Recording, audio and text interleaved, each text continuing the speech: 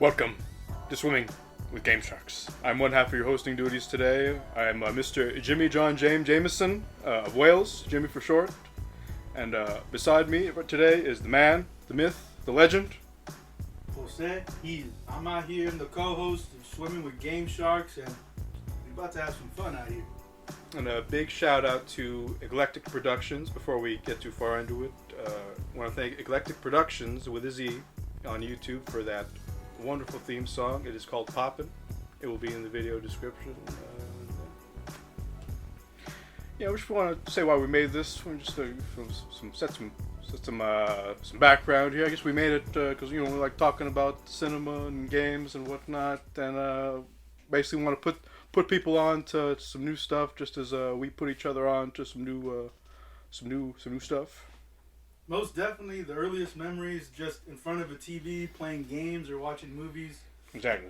Yep. Film and TV go together like Conquer and drinking or Neo and the Red Pill. It was a wee lad in the faraway time known as the 90s, playing the Sega Genesis with that Sonic and Knuckles. That's my earliest gaming memory. It's just confiscating my brother's Genesis to play Sonic and Knuckles and Terminator vs. RoboCop and such. Damn. I gotta say, probably the first one, it's gotta revolve around Super Mario World, just Super Nintendo. Released in 91, but obviously probably around 4 or 5 years old when I started playing that thing. I don't know, but soundtrack's incredible. The game's incredible. It's just one of those games that, come once in a generation. I remember running out of the room when my cousins and my older brother were playing Resident Evil. Scared shitless of that game. They got zombies saying, doing the thriller. Scared the shit out of me as a child. Dang. But I was intrigued by it. It was the kind of thing where I'd come in and I'd be like, hey, what are they? It scared me, but I'm like, hey, what's going on over there? It was like an attractiveness to it within the fear a little bit. Anyway, I gotta say with the Resident Evil games, I grew up. All my friends talked about 2, and sometimes they talk about 3 just because it's a newer release, and I just. It's just one of those things I kind of looked from outside the window, and it seemed like a game that a lot of people were having fun with. I didn't come into that installment till we ran down to 4. Did you have a PlayStation 1? PlayStation 1, yeah. I had a PS1. I had mainly like Crash Bandicoot games, you know what I'm saying? Some Spyro on there. Some platform. Yeah, platformer, Mortal Kombat, how it goes. Shit. 4? Classics. Gold? Fool got Rock on the 1s and 2s? Rock on the 1s and 2s. No, was it the trilogy or was it the Mortal Kombat 4? It was 4. Oh shit. Got Rock in there. Yeah, it was one, another one of those consoles I spent a lot of time with. It was just, but stuck on those platformers rather than like a Resident Evil or Metal Gear Solid. Oh, I didn't play them myself. I was too pussy to touch one of those until fucking when I was an adult. That's what I'm saying. I'm like, I don't know about that. Anyway, we got it was some SC4 games. I remember going to Shakey's Pizza, hitting up those arcade games on the occasion. Right. Shakey's, what did Shakey's have? They had the Carnival is what they had. That light gun, like Carnival Resident Evil shit where you just like shooting zombies, clown uniforms and whatnot. Oh, dang. They're doing trapeze tricks and shit. No, I don't know if they were, but it did have a circus theme to it. The Carnival. It was what was it? It was Area 51 at Edwards Cinema. That one they knocked down over there. Right. Damn, man! I remember that was the first time I spent like $1, got both light guns, dual wielding them shits, and boy did I suck. You can't aim dual wield. You can't do it. Can't do it as easy as you think. You can't just get 2 pistols and become Chow Yun Fat. As I perceived. And then there was, what else was there? It was fucking, the Jurassic Park light gun game at Chuck E. Cheese that was backloaded with all the good shit, like the Raptors and the T-Rex. It's like, or did you die? Or you better put in some more quarters to see the end of that shit. And then what else? Oh, and of course, who could forget, for anybody who's ever hit up a round table in the early aughts, for discovering Metal Slug. Oh, that's right, Metal Slug. Yeah. It's an arcade classic. It's the arcade. What is it? The POWs, dude? POWs you'd be saving? Shoot. The bearded dudes? They'd give you like a heavy machine gun sometimes? Yeah. Ooh-wee. Bless you. Good God, I'm dying already. Minutes into this podcast. I'm cracking up. And then mostly from then on, we'd begged our mother, me and my brother, at a Toys R Us one day, to get us with a lovely N64, a purple one. Purple N64. No, it was a gray. It was a smoke gray N64. We got a bonus purple controller and a copy of WrestleMania 2000. Shit was hype. Aki engine N64 classic. Dang. Before No Mercy, that is.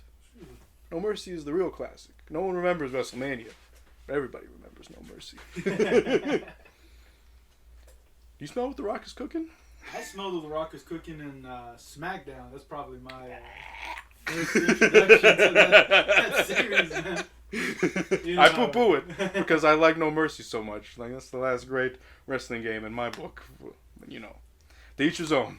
Yeah. Hey, I didn't know the wrestling games were out You there. know, Like some people's opinions suck. No, of course, memories of GoldenEye. First multiplayer game, I think. I have to say. I don't know if it's either my cousins and brother. They just handed me a non-connected controller, or I was just getting my ass kicked the whole time. One of the two. I believe both scenarios. Playing that oddball. I don't think they're not oddball. Odd job. They should have gave me odd job. That would have been the handicap. Give the little kid the tiny guy with the small hitbox. Yeah. How about you? What were you feeling around that era in gaming with the N64s and then the PS1s and the?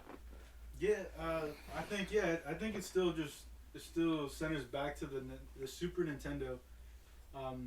Along with the Super Mario World, you know, that's the one with a bunch of different Yoshis and scattered across like the secret areas. It's just, you know, it's crazy. It's different than the third one. You know, they take away some of the power ups and they simplify it a bit more. But you know, it's one of those games that I don't know, carry the franchise to new heights. But with other ones, they're like Pac-Man 2, New Adventures. What a weird game where you're just, you know, you shoot a slingshot and like it's just pebbles and you're hitting you're trying to hit Pac-Man and point him to the right direction. It's Pac-Man shooting? No, you're shooting at Pac-Man to do all these things, man. It's such a difficult and weird game, you know, but it makes up the bulk of those early memories. Then you got Tasmania. You got Taz running down the street. You got to pick up these. Your boy Taz from the WWE.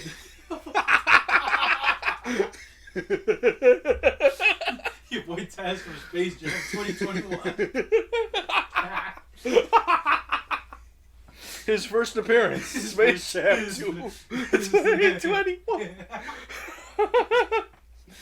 Cinematic debut of Taz. Oh shit! No, but that kid's going places. It was just a little game. You run down the street, pick up the birds by spinning in their proximity. It's yellow, it's blue. Taz spinning, homie. He's spinning. He's spinning, homie.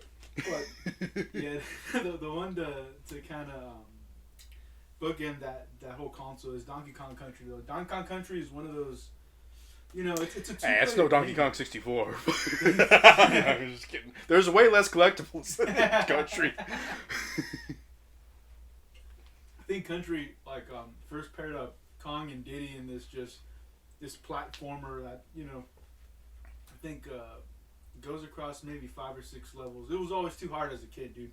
But just playing it, super fun, man. Like it's one of those games. I bet. Yeah. Yeah, you play. I played with like my younger sister, and it was fun. I played with like a grandmother. You know what I mean? She got on the controls on the mining track, and it's that accessible, I guess. And it's sweet. You know, first player, if they get injured, second player switches, and now they get to lead the party. Did Diddy Kong have the dual peanut pistolas? And that was before his time. Didn't have his license yet.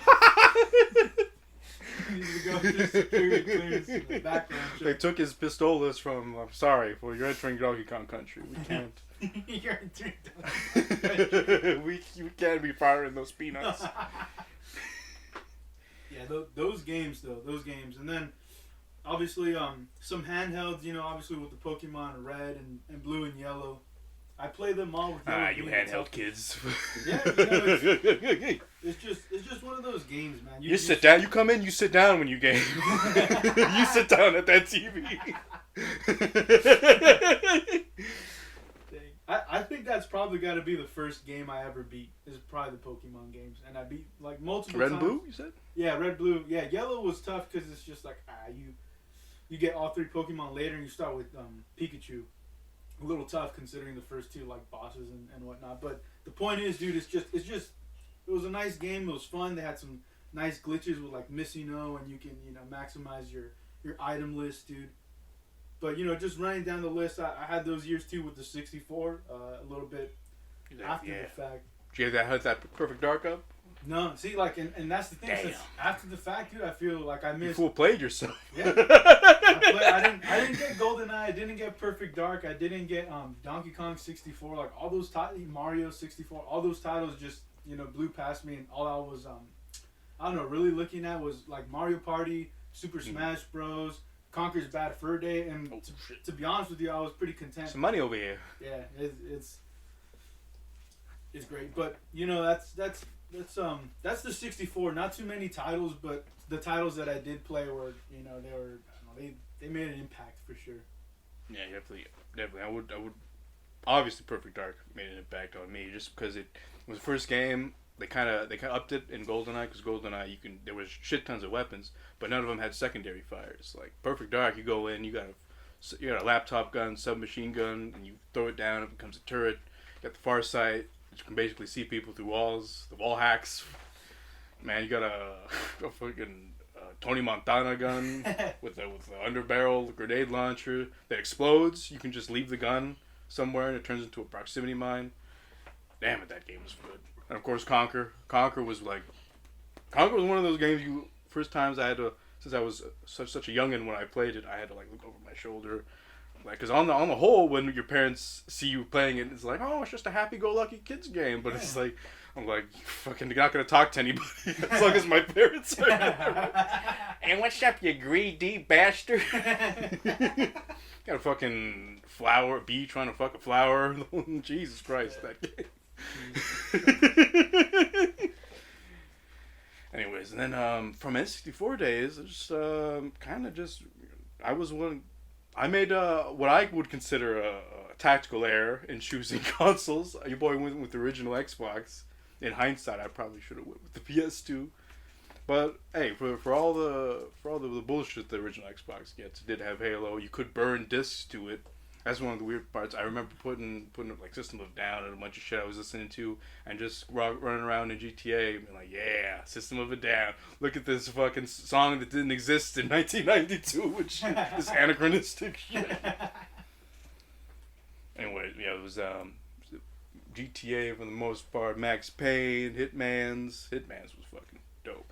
I remember the best $40 I ever spent, hands down, was going to Walmart, getting Kill Bill Volume 1 for $20 bucks, and getting the Platinum Hits, original Xbox, Hitman 2, Silent Assassin. My brother actually tried to steer me into getting it, because it was my money at the time, and he was like, yo, get this, fool. Yeah, it was one of those situations, and that fool was like, I got home, he put it down real quick, because he was kind of phasing out at games at that time. Oh, dang. He was like, I'm not getting it, but I was fucking, there was the second level on that game. You're like, I can disguise myself as the flower man, drop the flowers, and then pull pistolas out, fool, like, that's fucking sick. And the ragdolls in that game were such that, like, you got these dual ballers, his customary guns, dude. People fly fucking back like a Robert Rodriguez movie. They ragdoll and backflip 30 feet. You fire it at them. Good God. Fun with physics. That was my first instance of fun with physics. And that, I would believe that would be the 6th generation, right? 6th console generation? Original Xbox, PS2? I believe so. Nothing matters. Hey, we're a gaming podcast. We know thing. Well, from there, like, what were your memories around that console era, the PS2? Yeah, the PS2. I think it was kind of it's a little flip with I had the Xbox and my cousin had the PS2, and it was a bit of that like, you know, he's got God of War, he's got Hitman, you know, he's got oh shit, a lot of these like by the gods. Yeah, he's got Metal Gear, Snake Eater, like, you know, he's got all these like PlayStation. You motherfucker, you haven't played Metal Gear and Snake Eater. Dude, and that's the thing. Like, I'm still in a dream. Snake Eater. I gotta play that game, man. But it just felt like when I brought certain games, like with whether it be friends or with family, like I was bringing the games that I guess people enjoyed in general or more overall than like a single player game. If that made sense. Oh, like your Maddens and whatnot. Yeah, you can play like other things, but definitely run the Xbox. Multiplayer driven games you were trying to bring out. Exactly, yeah, because you're trying to sit down and play with some people, and like, you know, that's how some of these games should be experienced, you know. But Xbox days, you know, a lot of fucking titles. I'd say Halo. I'd say Burnout 3. I loved Road Rage, Hit and Run, Ninja Gaiden. You know what I'm saying? I think the Conflict Desert Storm games were fun. What else? I personally, I'm a little sports ball boy, so I love your arcade. Oh, you were sport. Games. Yeah, I love arcade sports games like NFL Street, NBA Street. I didn't notice by your Rock or Angels. Slugfest Loaded, you know, Slugfest Loaded, dude.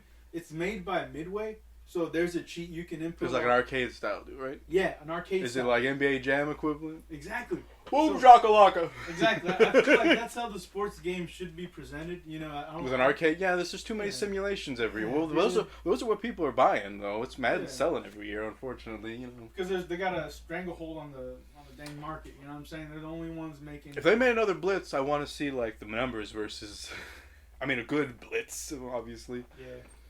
Not so much Blitz the League, and give me back to the N64 style Blitz where you can like fucking tackle the dude in the end zone multiple times. Yeah, exactly. As the camera pulls up. Yeah, Blitz the League's like, you want to take these steroids? We're gonna. Yo, we Grim style now. You seen Batman Begins? We dark now. We're little dark boys. Yes, exactly. The edgelord. Taking feels, dude. But the Slugfest. Yo, put all these steroids up your butt. There was no, for real. They with a shot, right? Like, don't they normally shoot you right up in the butt? No, yeah, in the butt cheek. That's how it go. That's how it go. Good God, man. Yeah. But Slugfest, dude, it's made by Midway. You do this little cheat, and it's Scorpion versus Sub-Zero the whole game. So, you know, you got the entire, you know, the pitcher, the infield, the outfield, you know, everybody. It's Sub-Zero versus Scorpion, and like, you know, those little, I guess, tweaks to like baseball just, I don't know, brought extra life to the game, you know. And they do a bunch of wild shit in there. Dude. Yeah, dude, it's fun, dude, and like, you know, I just wish setting the ball on fire. Could you set the players on fire? Like, oh God, yeah, no! Yeah, when you're on a roll, you know, your pitcher's on fire. When you're a batter, you're on fire. Oh so shit! It's got a little bit of that, you know, ridiculousness, but it's, you know, it circles on or it focuses on being a fun game overall, but or as fun as these sports games can be. And I think that I would say Enter the Matrix, you know, is another game that kind of like it's around that time. Marvel versus Capcom, maybe like, you know, from the arcade port to like a console, you know what I'm saying? But I would say with Xbox was one of those titles where you're able to play a lot of games. You got Xbox Magazine, so you get a lot of demos. Oh, that was fucking Xbox. That's where I got the Stranglehold disc, man. Shoot. That's that demo is better than the game. Let me tell you.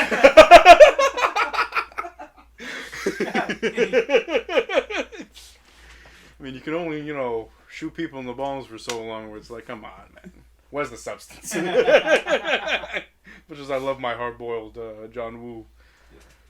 It's, dude, like that console was just, I think it was pretty great to grow up on, just considering the level of games you have access to, whether it's demos or rentals at a, you know, at a Blockbuster or a local video spot. Oh, speaking of rentals, dude, yeah, we were right around that era when I got the console. Like, that became like the Hollywood Video, Game Crazy era, where I'm just like, yo, every other weekend, let's hit up the fucking Hollywood Video. Remember what they got over there? Why remember, Hollywood Video? I don't know why it was Hollywood Video versus Blockbuster. I guess they were cheaper slightly. But, like, yeah, we rarely hit up a Blockbuster. My only instance of, like, going to Blockbuster was, like, every once in a blue moon. I remember my brother rented a PS2 specifically for San Andreas. there, and like that must have been a fucking weird business, dude. Renting consoles out to people. Fuck, man. People don't rewind the fucking tapes, dude. Can you imagine the condition they bring back consoles in? Yeah. Anyways, that shit was wild. What were we talking about just now? The Hollywood Video Rentals. I remember seeing 28 Days Later, like months after it came out there, dude, and I'm like, blew my fucking mind. And then as I grew and I just started renting all the classic slasher movies, all their shitty sequels, and I was just absorbed by the horror.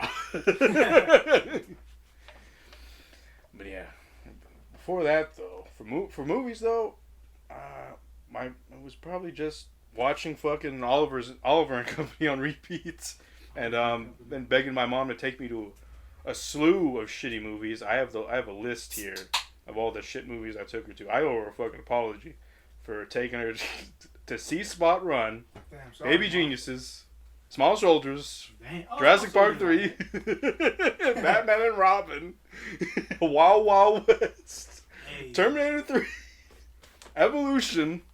You remember Evolution? Yeah. Neither does anybody else. It's Orlando Bloom. Yeah, the Sprite Man. 7-Up yours. Or the 7-Up Man, excuse me. Kangaroo Jack. Man, fuck that movie. That movie is the fucking biggest fucking bait and switch. Because they show a dream sequence in the trailer. Yeah. And it's like, it's a fucking fucking kangaroo. Hey, I'm gonna be the main character. Fucking, no, it's just, somebody gets knocked out and they see that sequence once. And for the rest of the movie, he's just a kangaroo with a sweater on, a normal kangaroo, doesn't talk. And fuck that movie. I'm fucking mad that that we spent money on that shit. And then, Mr. Deeds, which, I mean, it's, I go back and forth on Adam Sandler and those early art movies, but what are you gonna do? And there were a couple good ones I took her to. It didn't balance it out at all. It was only like 3. Sorcerer's Stone, Toy Story 2, and Babe, the original OG Babe. That'll do, pig. That'll fucking do, pig. That'll do. Did you take your parents to any shit movies as a child? Shoot, I think they took me to shit movies. I think for the most part, I think I was watching the shit movies on my phone. You owe me some time, Mom and Dad. I feel like the memories I have is just like, sitting down and watching it in Whittier, right? Mm-hmm. And a lot of those are like Power Rangers, Problem Child, freaking Jurassic Park is like one of those like hidden classics my godmother had, but I had funky ones like. You saw that in theater, or was that on like, or was it your aunt's house on the VHS? Yeah, I think that I remember Lost World. It's like that one I saw in theater, and it was like my favorite VHS for a while. I remember going over to like a mom's friend's house and to babysit, and it's like, "What do you want to watch?" And I pulled out fucking Lost World, and I'm like, "All right." Just watch it. Gotta watch that shit. Hey, when you're a kid, you love the movies that you love, and you just obsess over them, the way you do. Well, yeah, I love Snatch. I remember I told my parents. Snatch! My God! Hey, Richie! I think we'd watched it, like, me and my brother were just chilling one day, and we watched it on our stolen cable box that had the pay-per-view, the new releases that would run all weekend. And we just caught Snatch one day, and I remember telling my cousins, they asked me, "What's your favorite movie?" I told them Snatch, and they got super fucking concerned. They were like, "What? That movie's your favorite?"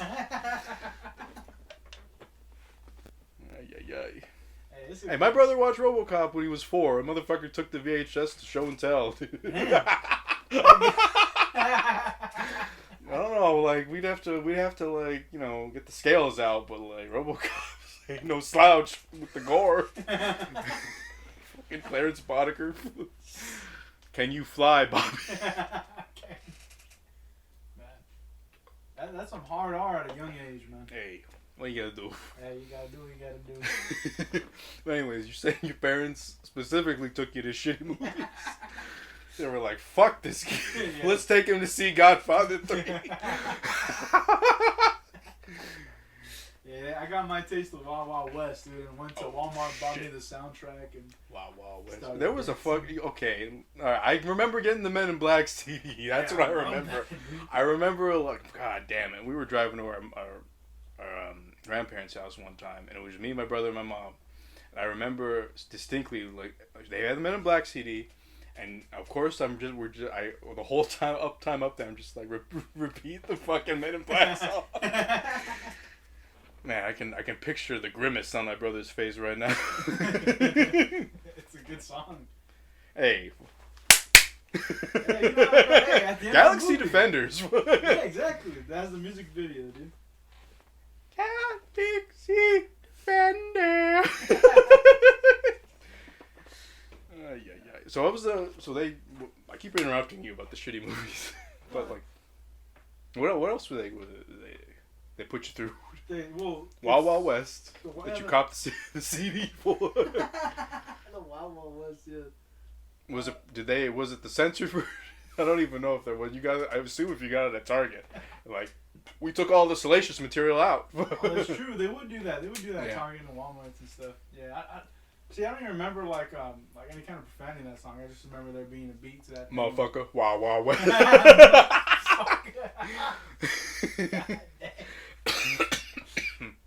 No, but it's they took me to movies like, I think I want to say maybe Scream, like was it Varsity Blues? Just weird. Michael Scott's favorite film. Just like, I don't know, like weird adult movies that were just kind of like just over my head, and just, A Beautiful Mind? It's almost like they it took you a minute. God, I remember watching that shit in math, dude. See, I don't know. Asking my teacher why Russell Crowe's drowning his baby and shit. Jeez. Spoilers for A Beautiful Mind. It's a 20-year-old movie, people. You gotta lighten up on the spoilers. But it's a bunch of those, man, and I definitely I watched a lot of like heavyweights, Men in Black for sure, The Sandlot, Space Jam, Blank Check, Little Rascals. I rewatched Sandlot. It's been a minute. All I remember is there was they build that dog as being like a fucking giant dog the whole movie. Yeah. Scared the shit out of me. It's a lot of I don't know. Sandlot is one. I think it's probably the best baseball movie. It's no angels in the outfield. Yeah, little Joey Levitt. Is it Doc Brown in that thing, dude? Great Scott! We've got to win the World Series. We got to win the World Series, Marty. Oh, man. What a Disney classic. Michael J. Fox, Christopher Lloyd, and Angels in Back to the Future. The Independence Day, man. Oh, fucking that movie, dude. I've seen that movie too many times. It was on repeat. All my folks loved it. Every time that bitch was on TNT every Saturday fucking morning, because you know it is. It's like, that was on like repeat, dude. Like, guess what they played on Independence Day? Oh, it's that movie you never play, Independence Day. God fucking damn it, man! I hate that movie. I hate it by virtue of seeing it so many times. Yeah. It's like that Coldplay Viva La Vida song that was my fucking graduation year. I liked the song before they played it over, every day over the course of a year. But after the fact, fuck that song. I'm done with it. I'm done. We will have our Viva La Vida. It's just a time move, dude. Yeah. I ever tell you about the time as a 4-year-old I saw Fifth Element and Con Air in the theater? Because my friends, my kindergarten friend's dad took us to see him. He was like, "Don't tell your parents about that shit." Oh shit. Well, because Fifth Element's PG-13, Con Air is a straight up fucking horror movie. A bunch of convicts fucking take over a fucking plane. Fucking Steve Buscemi may or may not have killed a little girl. They keep it vague. Film, dude. Jesus Christ. Yeah, I haven't seen Con Air, man. You haven't seen Nicky Cage with long hair. Hey, dude, it's not only is Nicky Cage with long hair, It's Dave Chappelle in a lovely little cameo. Hey, all the more reason to watch it now. Hey, that's gold. Oh my God. Troy Duffy's favorite movie, I believe. Oh, shit. Hey, he's doing things that no one's ever done. Doing big things, dude. Doing big things in movies and music. Nobody's ever done that shit. New territories. No, but I'll round out this list with just, Batman Returns, Who Framed Roger Rabbit, and the classic Cop and a Half starring Burt Reynolds. And oh, shit. Everybody shot. back up. You Cop and a Half? Yeah, these are the ones just VHS. Hey, well, calm down with the rep here, man. People are going to think we're too qualified to talk about movies. I'm just saying, sometimes you start out with what you start out with. We all got those early shit movies. Yeah. Guilty pleasures. Yeah. Oh, God. Fucking hell. Mine's Gangster Squad. I'm just kidding. I fucking saw that movie and forgot it immediately. Ooh-wee. Ooh-wee. Well, so now that we've established our cred in both cinema and gaming, like nobody's ever done before, greatest of all time, the GOATs, if you will. Well, we just right off the top. Get into that lovely evergreen topics. What we did with our weeks. What did we watch? What did we see? What did we play? And I'll just start off right now. I played shit tons of Left 4 Dead. I played a little bit of Left 4 Dead 1. Played all the Left 4 Dead 2, as in all the campaigns, with the exception of the ones that were ported over from Left 4 Dead 1. Played all the Bayou, the Dark Carnivals, your hard rains, your parishes. And that game is fantastic. I didn't really get into Left 4 Dead 2 back in the day. Left 4 Dead 1, I played a lot more of the demo than I played of the actual game. And that was just, I don't know, I had weird sensibilities back then. I just played demos more than I played games themselves. However, I am sad that I missed out on the Left 4 Dead 2 craze. Because that game, nice. That game is super nice.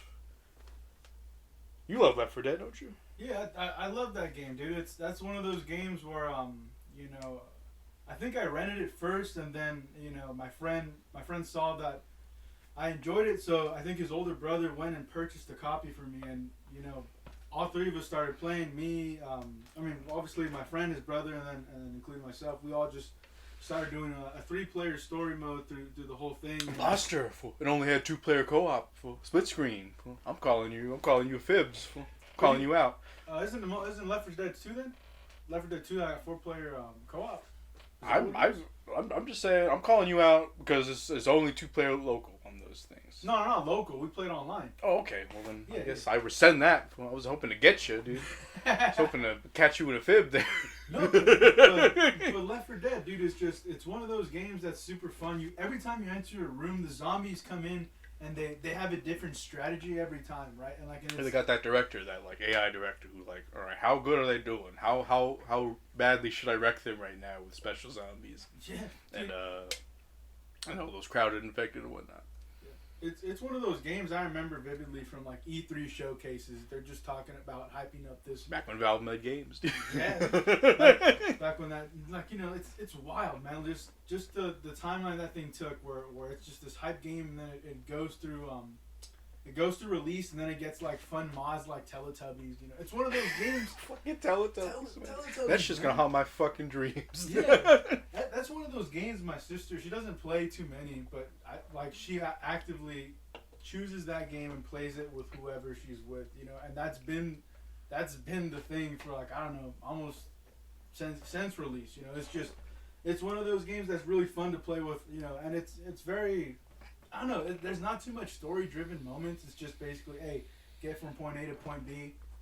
Yeah, the characterization of is it's minimal, but it's also effective because all you have basically with every character is a little bit of dialogue about excuse me, who they were and what they did before. Coach will reminisce about a memory here and there.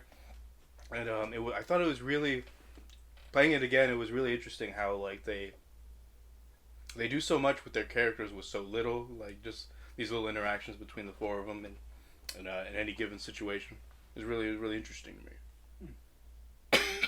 And one of the reasons I found it interesting specifically, because I played Left 4 Dead 2 in preparation for the Back 4 Blood beta. Oh, dang. And I tried a little bit of it. You could pre-order the game on Xbox and get access to the early shit without paying any money. And I plan on canceling my pre-order because it's a Game Pass game anyway. I'm gonna play this shit. But Back 4 Blood, I'm really up in the air about it because it's by the original Left 4 Dead developers. They wanted to make a Left 4 Dead 3 clearly, but I don't think they nailed the speed of it. The zombies are just a touch too slow for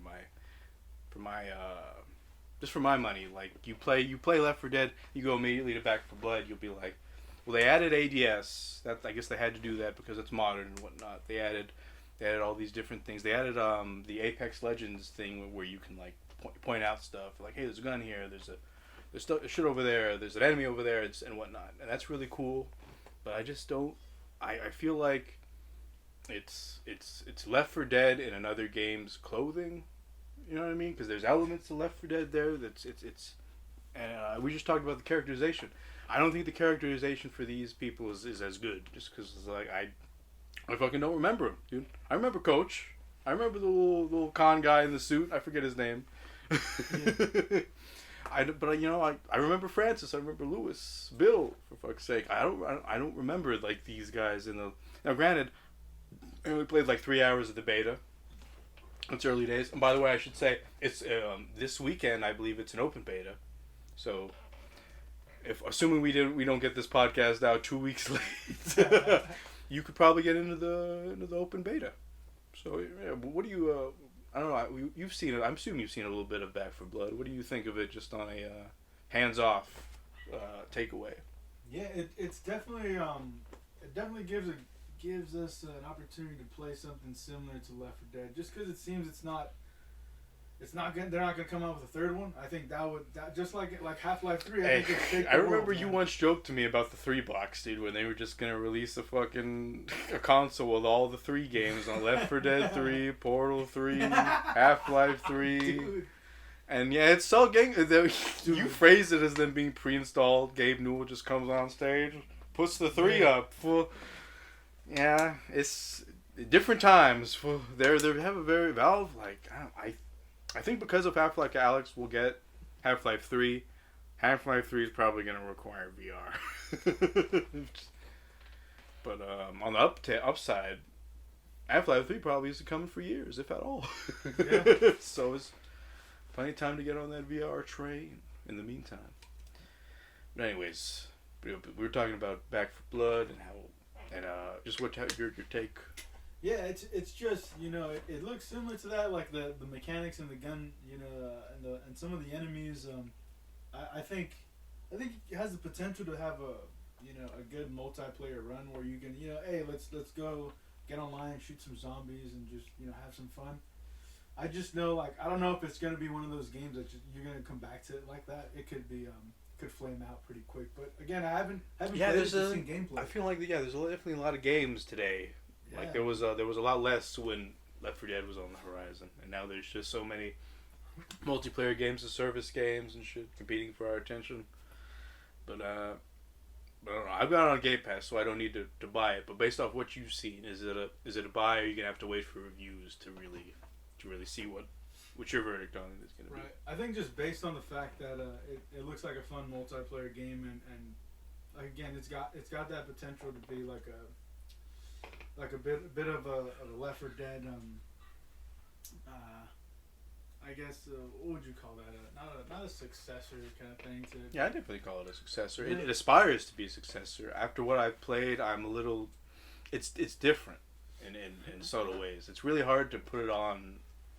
To just describe it in person, but once you have the game in your hands and you're like, wow, these zombies they're moving at a clip, but they're not fucking just screaming at you like they were in Left 4 Dead and Left 4 Dead 2. Like those fuckers came at you. Yeah, man.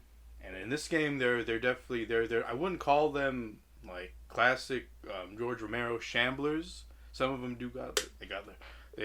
they're working for their money, so to speak. Time is tissue.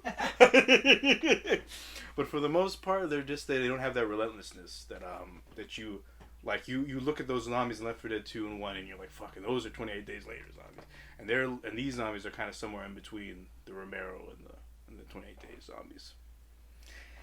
But anywho, what else did I fucking do this week? I think we both watched The Suicide Squad. Yeah, The new James Gunn. Yeah. New Suicide Squad. Now I gotta ask, before we get into it, did you watch the old Suicide Squad, the whole movie? Or? Yeah, I watched the 2016 version. Put it in like earlier in the week, just because I wanted to get a sense of like, all right, like what happened to this movie? How did it fail? Like, and I can tell you how it failed. Yeah, no, yeah, exactly. the people that made that one ad got a hold of it, and it ceased to become David Ayer's movie. My word, man. Fucking hell. And it's got and I finally get to see like Leto's interpretation of the Little Leto. Little Leto. Oh my goodness. But it's they made a whole fucking movie of me, and they didn't have any footage of it. I'm gonna tell you right now, I only got 5 minutes into that fucking movie before I quit it. Because they go from like song to song to song, and it's not graceful. Like you watch a Scorsese movie, you watch like Casino. That's got a lot of songs in the movie, but he's got a rhythm to it. When he transitions out of one, it's not. We're introducing another character now. It's like the vibe has changed in some way, and I feel like they just put a bunch of fucking top 40s on there, and it's like, fuck, man, is this how we're choosing the songs? And it's like you can just tell, like, just based off of that, like, fucking James Gunn knows how to pick records to spin. Like, that fucking punk song at the beginning, there were people that died, it's been in my fucking head all week, dude. And that's none of those fucking songs on that original film. So I really have, my opinion of the first film, I mean, you can say I haven't seen it, and I'll agree with you, because I only saw but I don't want to watch that fucking film. Did you watch any of Birds of Prey? The fantabulous Harley Quinn shit. Yeah, I was meaning to, but I just got caught up in like it's also on HBO Max now. I thought about it, but it's just like, I don't know, man. I didn't hear. You heard the 2016 Suicide Squad was bad. You didn't hear anything about Birds of Prey, and that can't bode well. Yeah. If it's not even so bad as good to me, so I didn't give it a watch. But however, I fucking loved this James Gunn movie. It was almost, I would say it's the first superhero movie I've enjoyed since Endgame. Unironically. The first superhero movie I enjoyed since then. It was just fresh. I didn't expect, and this is minor spoilers for the first 10 minutes of the film, I didn't expect a superhero movie to steal from both Cabin in the Woods and Final Destination. Because they got a fucking whole subplot where you got the fucking employees in the room with all the cameras and shit, betting against fucking different superheroes. And I'm like, damn, that's James Gunn, when he knows that fool steals well from movies. And then of course you got the sequence when all that first batch of superheroes is getting fucking clipped. I think the funniest had to be TDK. God damn, the fucking arms and whatnot. What? I think with 2016, they start with Batman and Deadshot. This scene, they don't start with it, but there's a scene that's pretty nice where like they're kind of world building and it has a bit of a like, this thing's connected to other things. And I think Suicide Squad had that same kind of energy, except they connected it to the previous, the previous team, a bit of them, but with the old one, you have this, you have this whole Batman popping in for a little bit and then popping out, and then he pops in for Deadshot, he pops in for Joker and Quinn, and then like the whole subplot of the first one is just Joker's trying to get Quinn back, and then on top of the 16, I miss my little Harley. Yeah, my little Harley. Like and that's what really do. Like he's like the most intimidating stuff he tries to do, I feel, is just like lay around some knives, pull out his gun, and try to pop someone. I feel like there's a lot of characters to serve in 2016, right? And it affects it affects the plot, you know, and it affects like the characters and just building them and showing what they could do. And I think with the 2021 version, like with Boomerang, he's got like that glowing thing, right? And immediately off the gate, yeah. Boomerang, I'm like, they brought that guy in, and I'm like, he must have saw that script and been like, all right, I guess this is my character. I'm the fucking Kenny of this universe. Dude, everybody got Kenny in that first. I know, but everybody got Kenny. But he's the only one. Is he not? Like, I'm not familiar with the 2061 as well. Isn't he the only one to come back from fucking dying? I think he wasn't he the one that blew up? No, he didn't. He didn't die in that one. He didn't die in that. Okay, who am I thinking of? Is the one that people always meme about that he tried to climb his way out of there. He's like the first one dead. Oh, that's Slipknot, dude. Okay, I thought for some reason I put Slipknot and Boomerang in the same they're the same person, and I'm like, they brought that fool back just to murder him again at the beginning of the movie. That'd be cold, man.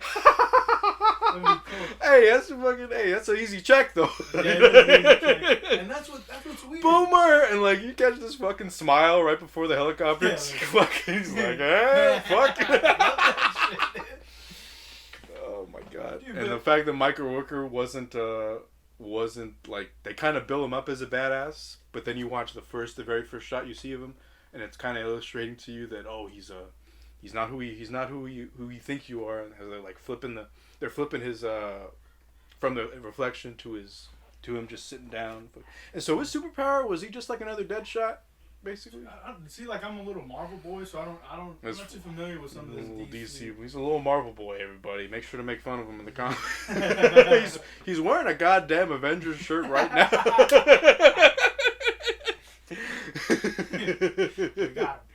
We got him, ladies and gentlemen. Mission accomplished.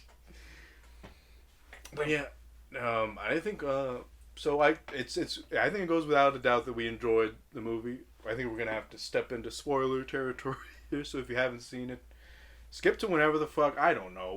We'll have time codes in the video for it. Oh yeah, baby. But anyways, that fucking. How about the scene where God damn it, where they murder their buds. They murder the fucking the rebels basically, and it just cuts to that poor woman, dude. Who's got the most thankless job in the entire film, because she's just kind of look fucking sullen, and she's got, I wonder if James Gunn was like, yo, you gotta look like you're grieving for the rest of the movie. Fucking hell. It puts the fucking, I fucking rewound that scene after that revelation. I'm just like, fuck me, you got somebody on fire, fucking peacemakers just fucking capping them in slow motion. Jesus, they relished in that fucking death. Yeah. In those kills, dude. And just like I predicted, you're on record. It's not on record on the podcast, but I did say Polka Dot Man is the best fucking thing to come out of that fucking movie. So just sees his mom in every fucking face, dude. God damn, man. Fool's got to excuse himself to go to the restroom to eject all of his fucking polka dots. Fucking hell, man. Hey, man, that whole cast I hope Idris Elba enjoyed his time on this film versus his time in the MCU, where he's just like, fucking kill me, you're gonna kill me, fucking sick. I'm gonna sell the shit out of this death. Go on, Thanos. Take me. Take me, you stupid bald bastard. Yeah, I'd say this movie was fun and probably one of the better DC movies, just overall. Oh, without a doubt. You see Justice League and then you see this, and even with the director's cut, like, God dang, man, like you're putting in a lot of work. Yeah, I think the last good DC film we got before this was Nolan. That should tell you something. Should be Nolan? Oh yeah. And it wasn't The Dark Knight Rises. I it's problems with that film. Yeah. Talking about The Dark Knight. Yeah. Oh wait, don't be late. And it's I think that's why they were trying to get him into the universe and have him, guide this thing a little bit, and I think the lack of direction shows over the past, 14 years. Yeah, and it's like a weird intersection where James Gunn is on record saying that this film saved his life because he was like, he got because he got fired. He got let go from Disney after they dug up those old tweets he made. And but he's back. You know? No, he's back. But I'm saying there was that interim where he was fired and he fired from Disney. Yeah. And he's like, "Fuck, what am I gonna do?" And then he got the Suicide. DC was like, "Yo, make our Suicide Squad sequel." And he's like, and I guess that pulled him out of his funk. And then like somewhere there, after he'd written Suicide Squad, they rehired him back. But it was a dark time for him, as he describes it, man. It was dude felt like they turned his back on him, and they did for some dumb shit, some old shit. Why you got that plunger? You digging up old shit, homie? I think when you talk about like Cabin in the Woods, that inspiration, and I think about like how he got into the MCU, right? And did he write Cabin in the Woods? No, he didn't. But I'm just saying, like, because it wouldn't surprise me. No. I think Cabin in the Woods is Goddard. What was it? Goddard? What's that guy? The dude from Daredevil, right? Goddard and Joss Whedon. Ben Affleck. The Batfleck. No, but sad fleck. Sad fleck. But when Whedon was like hot shit at the MCU, he advocated for Gunn to be the voice for this Guardians of the Galaxy project, and I think it's dope that like he's paying homage to his boy in that sense. Where like you're saying, like they're doing a bit of that gambling. It brings life and character to like background characters essentially, dude. Exactly. Like fuck me, like Marvel couldn't do that. What did they do? Like a guy playing Gallagher or some bullshit like.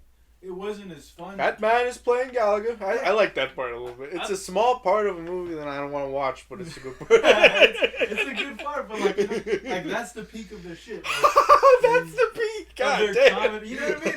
Like there's times where like, hey, we're gonna. They stand killed up. off their comedy man. But I do appreciate that dark humor and it's carried throughout the whole film, man. It's never. It's not trying to make you sad, man. Like, there's a lot of movies and there's a lot of, media that's just trying to go for that. Like, hey, I want to make you cry one time. And this thing is just like, hey. Don't you know I'm trying to make you cry, right?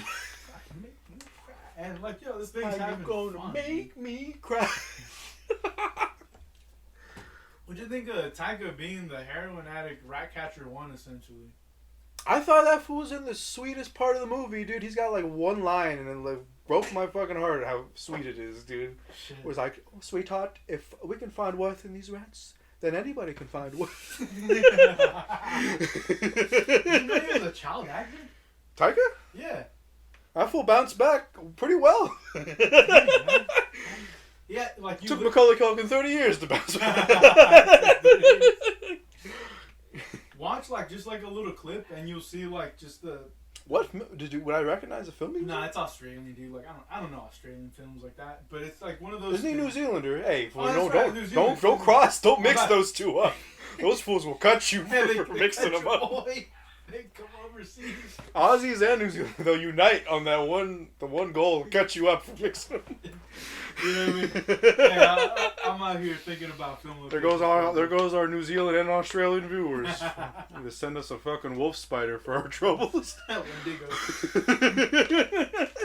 No, but it's you just watch that clip, man.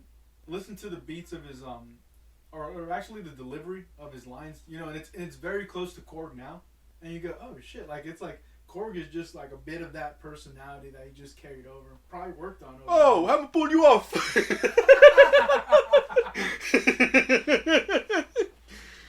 God bless the Taika.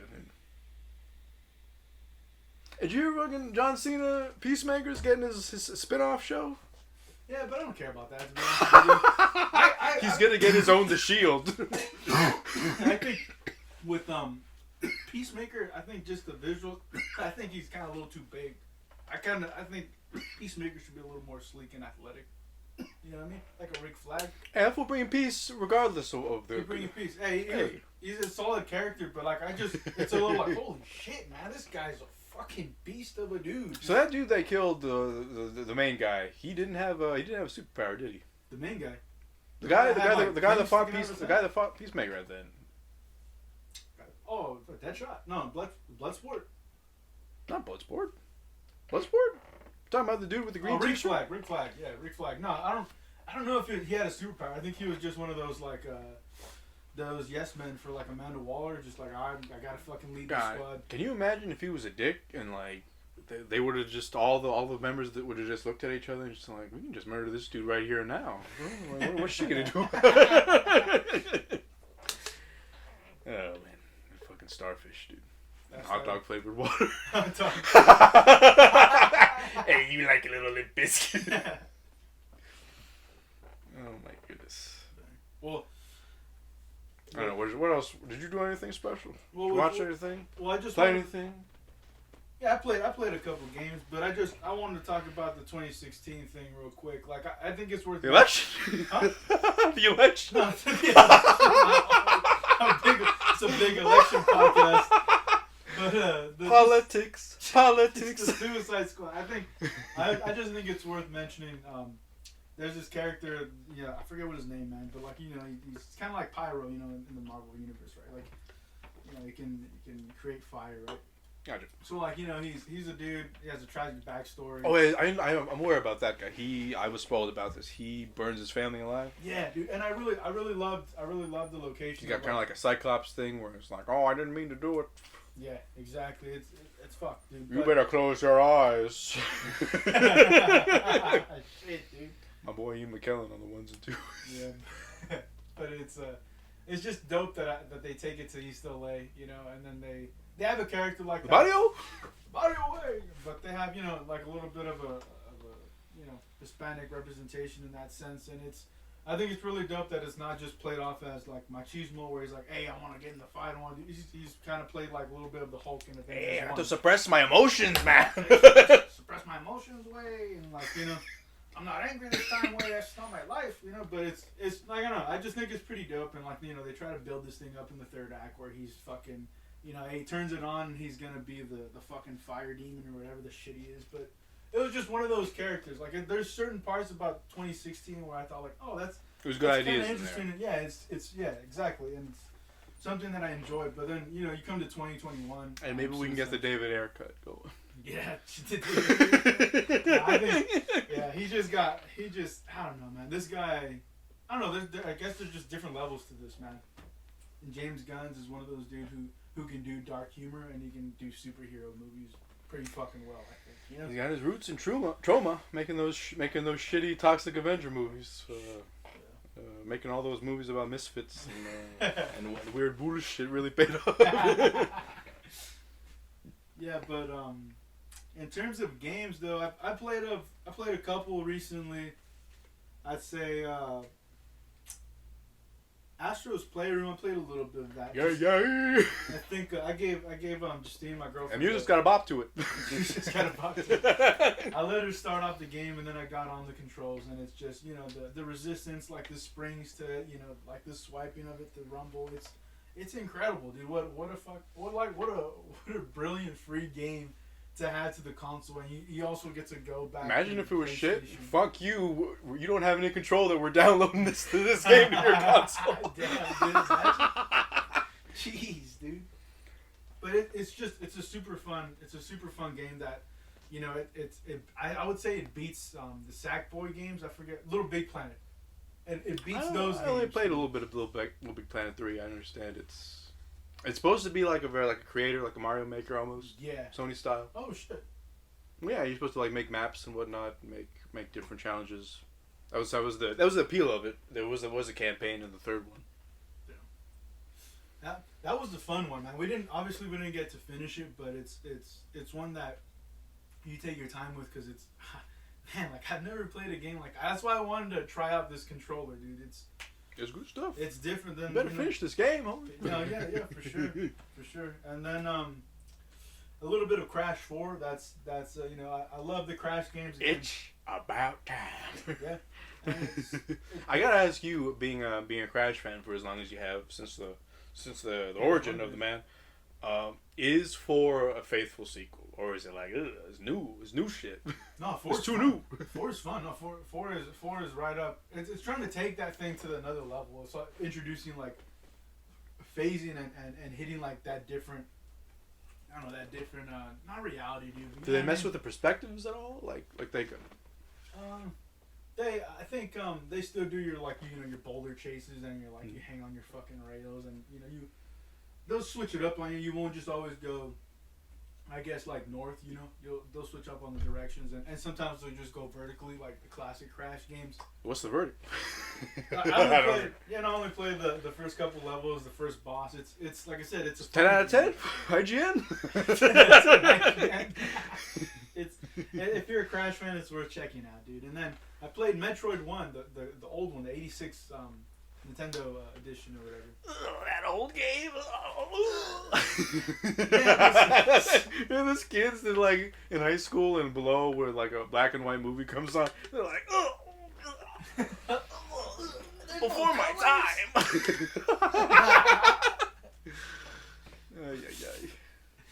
Anyway. It's like not eating your cinematic vegetables or something. No, dude. But I don't know. It's what's it called? Man, Crash 4. Like I said, it's just worth checking out, man.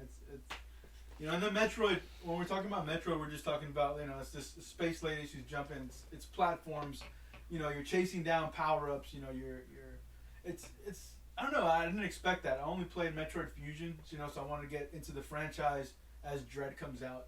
So I wanted to play this, and then I wanted to play the Prime Trilogy games. Then I guess Super Metroid following the timeline. But it's a fun game, man. Like I was able to, you can beat it within 2 hours. So isn't it notoriously known for being hard? The Metroid one? Yeah. I don't know if I think those early ones, if not that one. I'll tell you this: the only part where it was like, "Fuck me, this is some next level shit," is when you get to the end. Where you shoot like this big brain, right? It's the Dark Souls of Metroid. Yeah. People love that. So you have to shoot down like these metal walls, like degrade them, and then you can break through, right? Whatever the fuck. But then there's also like there's these little balls of energy trying to take away some of your life, and then you have like these fucking like shooting lasers or some shit. So you're just trying to go platform to platform. Mm-hmm. So much shit trying to distract you, and then. You beat that, then it's that big countdown sequence where you have to just jump and escape. But it was a fun game, dude. I didn't expect it to be like as difficult as it was, because it's not. Hey, here's a layout, here's a map. It's like, no, dude. Like you just gotta go, And thanks to the Switch, you can create like a suspend point or a save point. Oh damn, this Switch specific stuff to do. Yeah, so you don't. Nice. So and you can rewind. So like if you die, you can rewind to like like let's say 2 minutes. And then you can, replay the game from that point on, dude. It's a really fun feature, and it makes a lot of these games, I guess, that much more enjoyable. But it's one of those, like I said, it's one of those games I needed to get started as we move towards this Metroid Dread release date. You little Dread boy. I'm a little Dread boy, and also. Hey, did you know Samus Aran is a girl? Samus Aran, yeah. Oh my God, this game's preaching politics too. What a...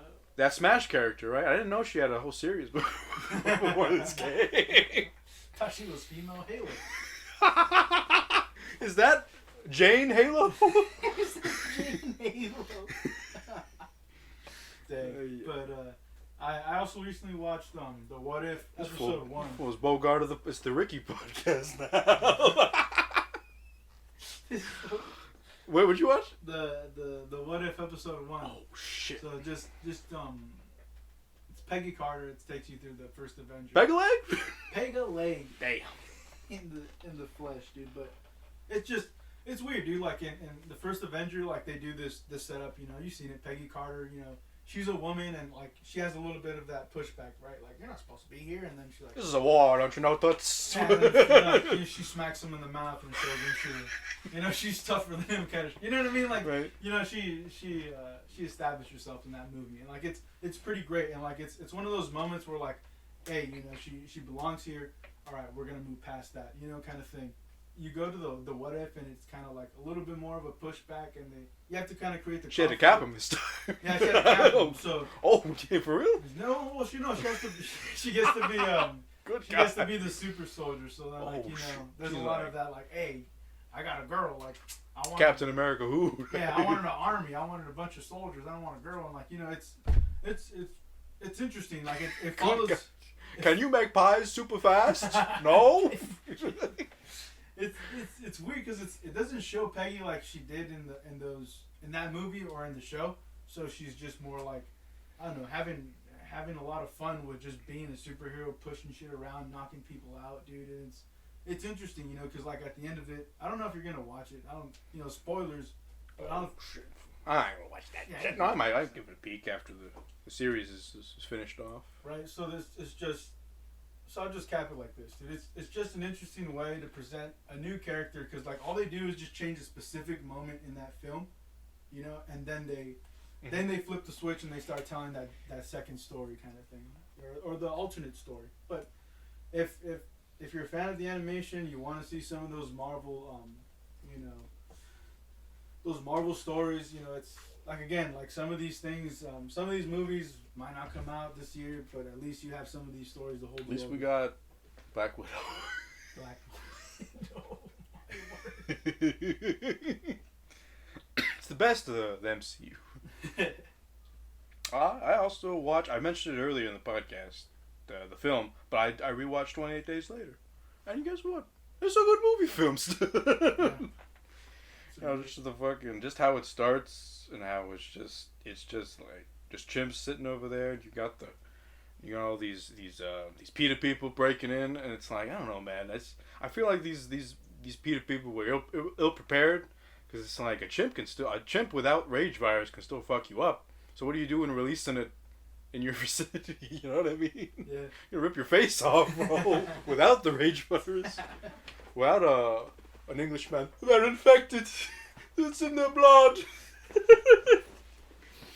But yeah, that movie, it's just it's amazing how like when you watch a good movie and you it's still kind of like you know what happens, but you're still on the edge of your seat, and it's like that's a real good movie for that, because like I've seen it countless times. Every time I see Brandon Gleeson's character, I'm like, oh shit, I know what's gonna happen. Mad Eye Moody is gonna get it in this film. But yeah, it's just a really good. It holds up. I don't know what your opinion of the film is. No, it's good. Like one of those movies I was introduced by my neighbor. He had it.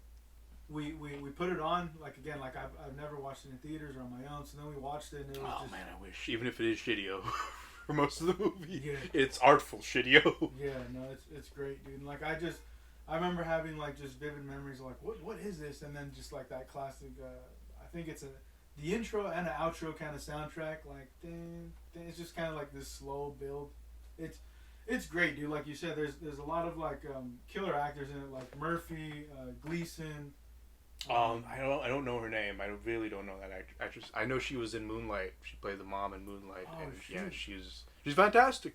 I think I'm gonna look her up right now, just so like we're talking, so I don't put some respect on her name. Put some respect, but a lot of great scenes. Like I love the scene where like they're shopping in the.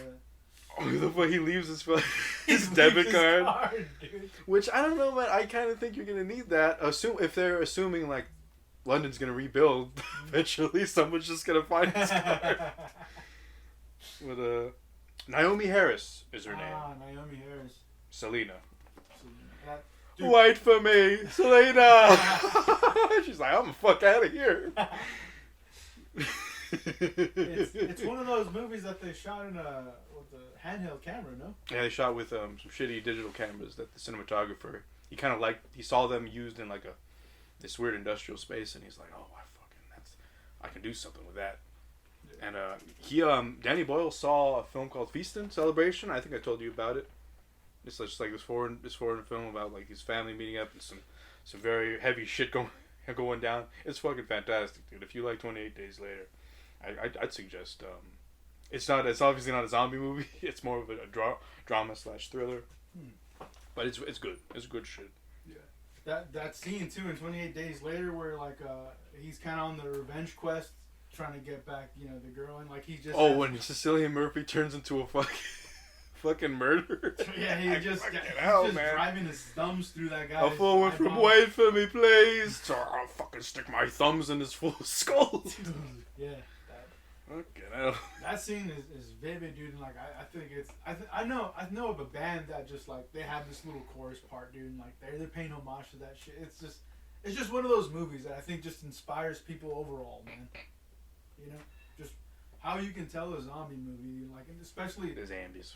Especially like jumping, like with that star dude, he just like wakes up, he's by himself, he like cracks open a can of soda. Yeah, they got Godspeed on the ones and twos. Speed of the woods. Can you imagine being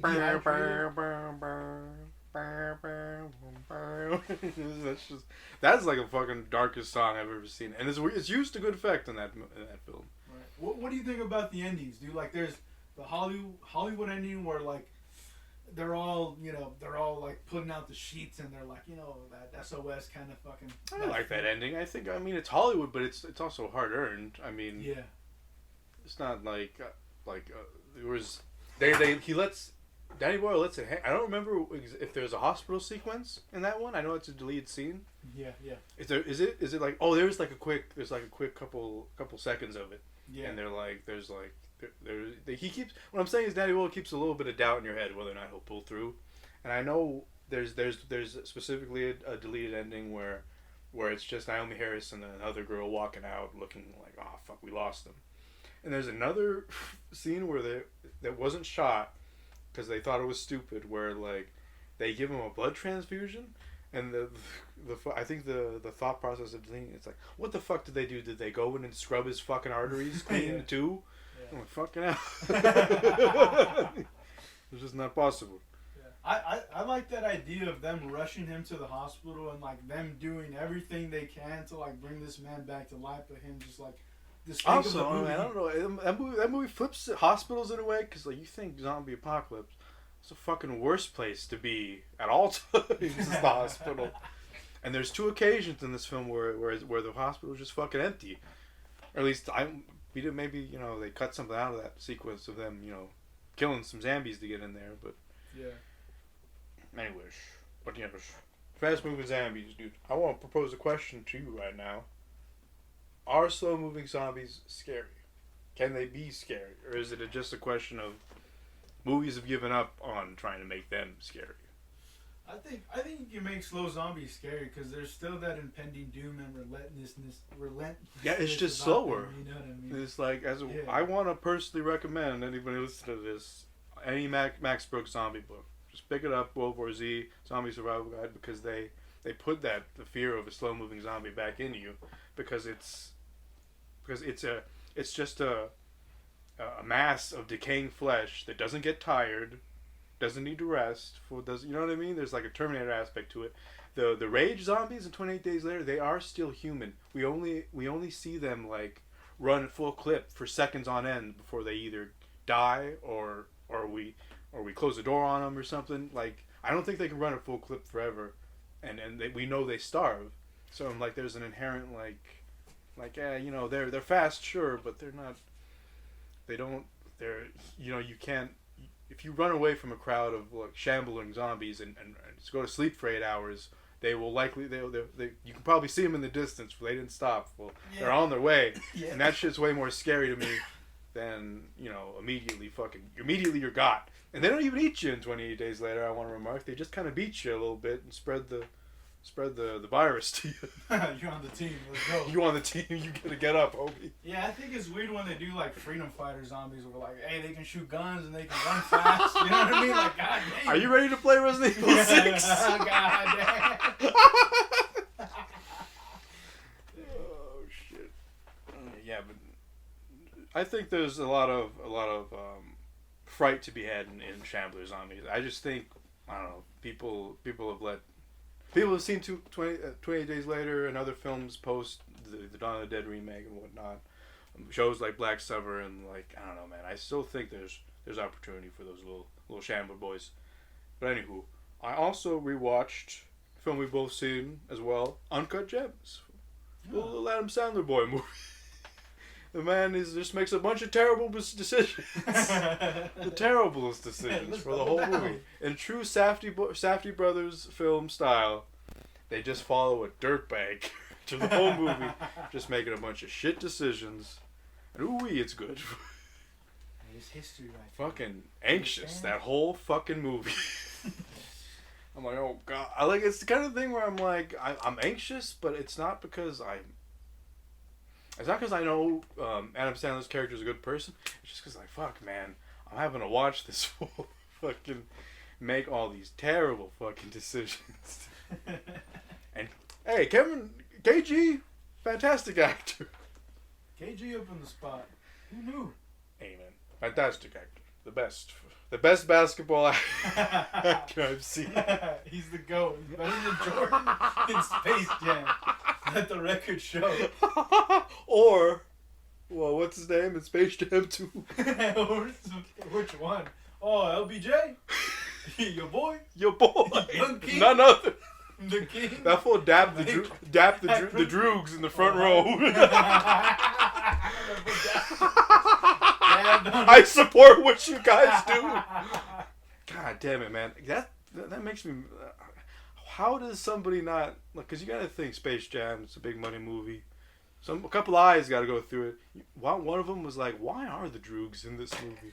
I put that on my Google, Why did we put a bunch of druggy rapists in the film? Why didn't somebody check the dang thing, man? Like, check the gate, for goddammit. We too, Ready Player One meets the Matrix in this one right here.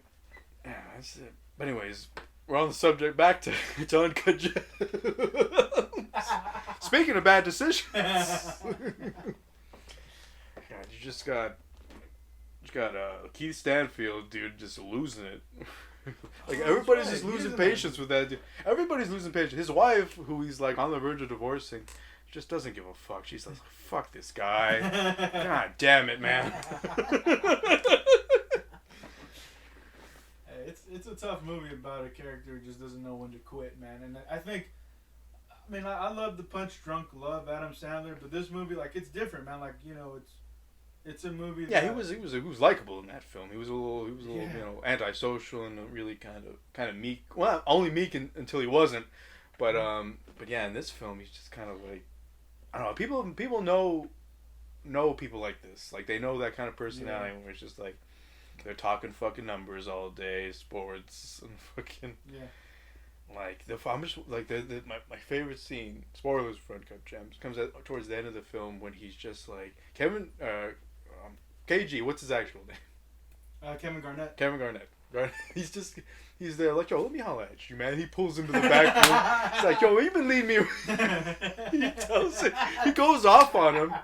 And fucking just Adam Sandler just goes into like fucking betting mode where he has the money in his hand for like minutes. He's got people that want the fucking money come to wreck him in the fucking diamond shop right behind Kevin Garnett. And he's like, KG, you know, this is me. This is how I win. Let's take a look at the numbers right now. And he's just like, by the end, it's a wonderful like flip from like when that scene starts, Kevin Garnett's pissed off and fucking just really just fucking mad at it. And by the end of the scene, he's like, fuck, man, this guy's fucking... He's off the deep end. I gotta get the fuck out of here with my gem.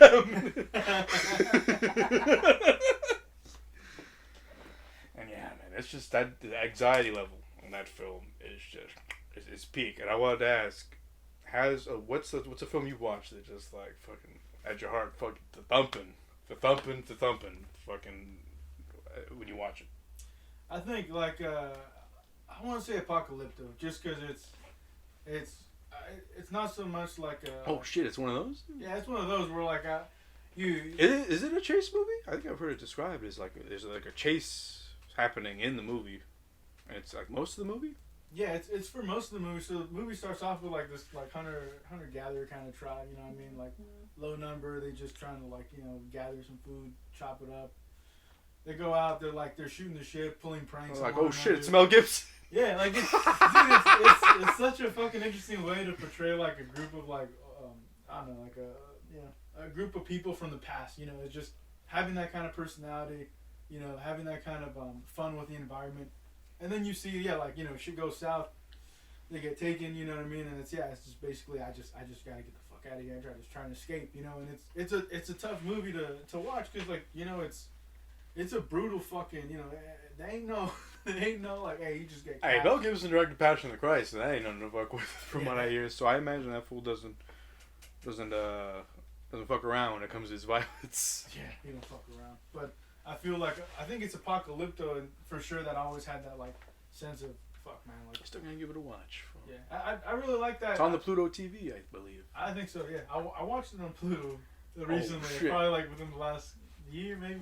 But it's definitely worth a rewatch if you love that kind of pace. And there's the brutality, and I don't know, there's that interesting like connection at the end where they're like, you know, you watched it, no? Oh, then, yeah, what the Not Apocalypto, no. What the fuck am I talking about then? You gonna spoil it? I'm Don't you spoil it. And just Damn be it. like, hey, I heard it was a chase. it should be what it be. Check it out. It'd be nice. It'd be nice with the Apocalypto. Alright, I'll have to give that one a watch. I caught the back half of Trade Spotting. Yeah, that's also a good Danny Boyle film. I was on a Danny Boyle kick the past couple of weeks. But yeah, it's good. It's good shit. What are they on heroin on that one? Yeah, they're on heroin. It's just like, it's a fucking just ooh-wee. Have you seen it? Yeah, I've seen it. Yeah, it's a good watch. It's fucking dark. It goes to some darkly humorous places, but it's pretty wild. Anyways, with that, I think we're gonna boogie on down to the news stories here. So let's walk on down the news lane, to the spin zone, if you will.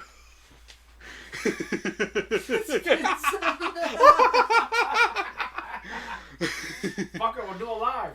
We'll do it. Is that Bill alright? Is that your point? He's trying to kiss me. Where's Glenn Beck with the chalkboard? S, Skittles, scabies, Skittles give you scabies. And that's all, that's today's episode, folks. He doesn't know his chalkboard and his crying, dude. That's all he's known for.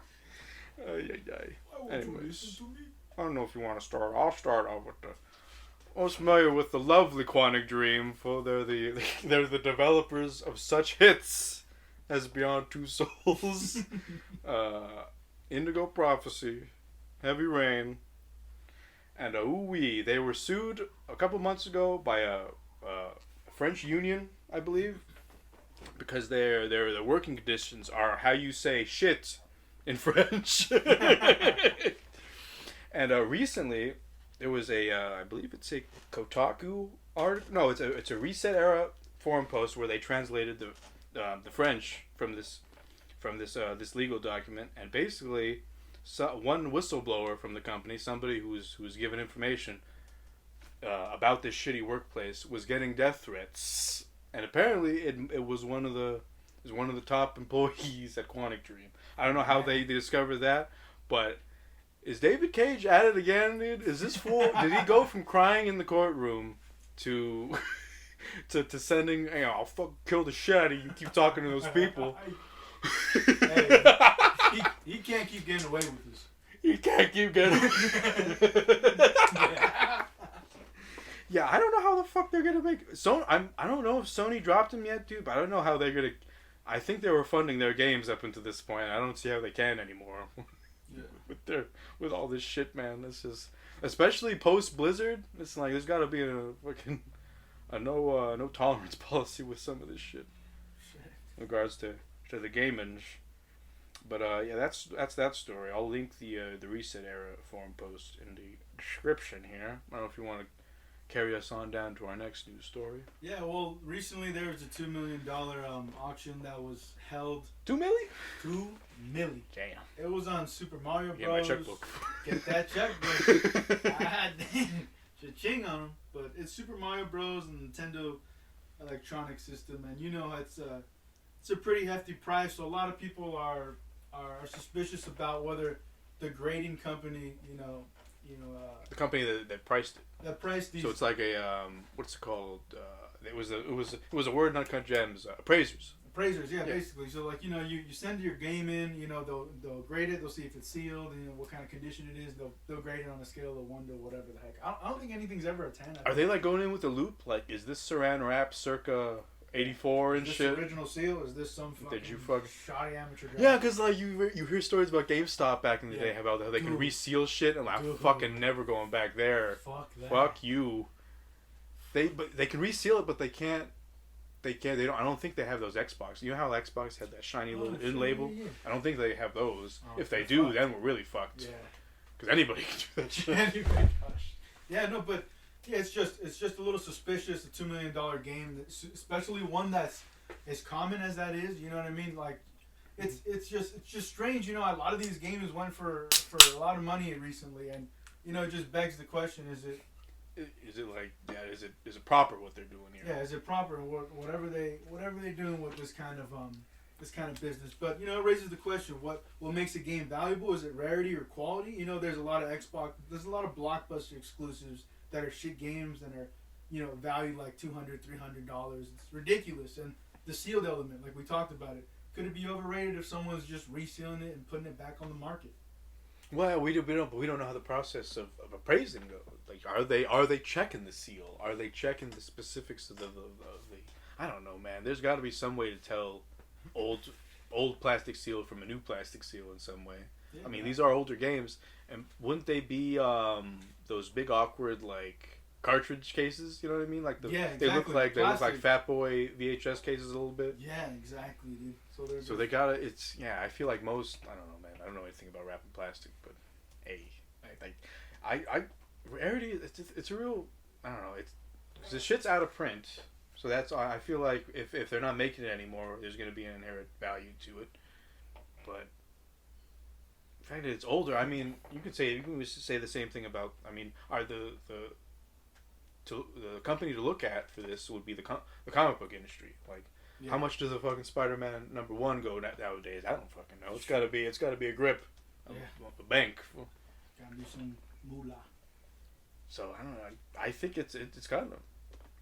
Probably the best answer I can give is it's a combination of both, dude. Is it one versus the other? I mean, I think older something is like, unless we're fucking walking on fucking Mario cases and it's like everywhere. I think it's gonna be worth a grip, and then, you know, it's $2 million. I don't know if that's, fuck, man. It's a lot of money for a game, man. And you don't do you play it or you just fucking put it up, like, you know what I mean? It's a fucking trophy, dude. It's my platinum album. I don't touch it. That's that story, man. Yeah, I don't know how to fucking. I don't know. Your boy don't know shit about out of value. Like, I don't know, man. My only interaction with that was going to GameStop and them paying me $2 for my BioShock copy. Yeah, sons of bitches. You know how they go. Hey, what do you want? I was strapped for Hollywood Video Cash. And recently, I don't know if you saw the episode of Hot Ones featuring the one Matt Damon. Oh no.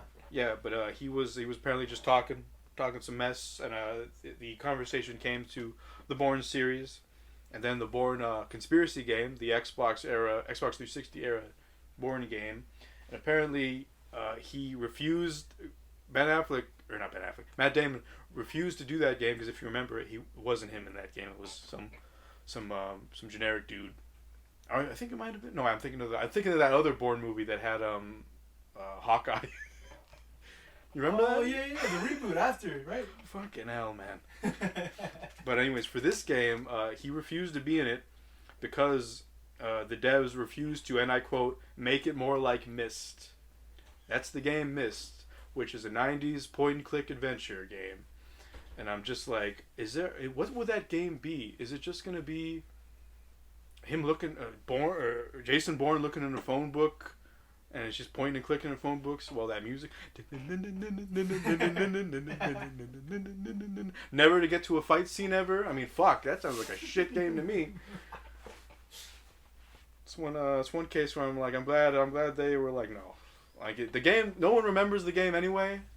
So it was, you know, what you gonna do? But I don't think they would have making it more like Myst would have made it better. I think it would have make it stand out more as a shit game nowadays. But hey, what do I know? Anyway, that's that story right there. On to the next one here. Well, next we got GTA 5 rumors. There's a potential 22 release. It's that game that came out in 2013. They got it again on the Switch. It's gonna run like shit. It's gonna run like shit, like Outer Worlds. No, my word. Yeah, it's potentially coming. Aren't you glad that we're getting a nice PS5 version that's gonna run better than it ever did on consoles? Yeah. While we're gonna get the one that's one worse than the fucking 360 version. Yeah, man. Maybe, I don't know. Maybe it'll be a little bit better. I think it might be. It's gonna look like. sub 720 undocked. I bet. I mean, the world is big, man, and like there's a lot of things popping off in that world. I don't know, how it's. That loading screen, man, has got. You're gonna be looking at people in bug suits. Yeah. On that loading screen for quite some time. But GTA Online, would you like GTA Online handheld on mode, Switch? Story handheld mode? I don't fuck with online on the Switch right now. I know, but it's just like, whoa, it's playing GTA on a handheld kind of takes It's me back not going to be the any PSP less days. toxic. The only thing that's going to be different is there won't be some guy with a mic on playing R. Kelly music with his crying baby in the background oh, and that's shit. right. There wouldn't be no mics. Yeah, there wouldn't be no mics. People would just be as toxic though. Think about the crowd that like can't say drop N-bombs on you direct. now they gotta do it through the game. they gotta drive by you twice just to let you know. Jesus Christ. You know how they do. I know how they do. But that's I played Liberty City Stories on PSP. It was fun, man. Like I wish you played with that nub. With that nub, that little analog nub. Yeah, it's a little tough, but hey, man, it's better, than. Hey, my brother had one for a time, the PSP. He sold it pretty fast. Oh, dang, man. He's like, it's not worth it. Dang, man. I see, like I didn't really miss it. I didn't really miss it, to be honest. Well, we weren't a big handheld family. Like I said, like for sure. Like even the Switch now, like I've taken it off the dock for novelty. Like look at me, I'm playing Ape Out right now, but like it's not a.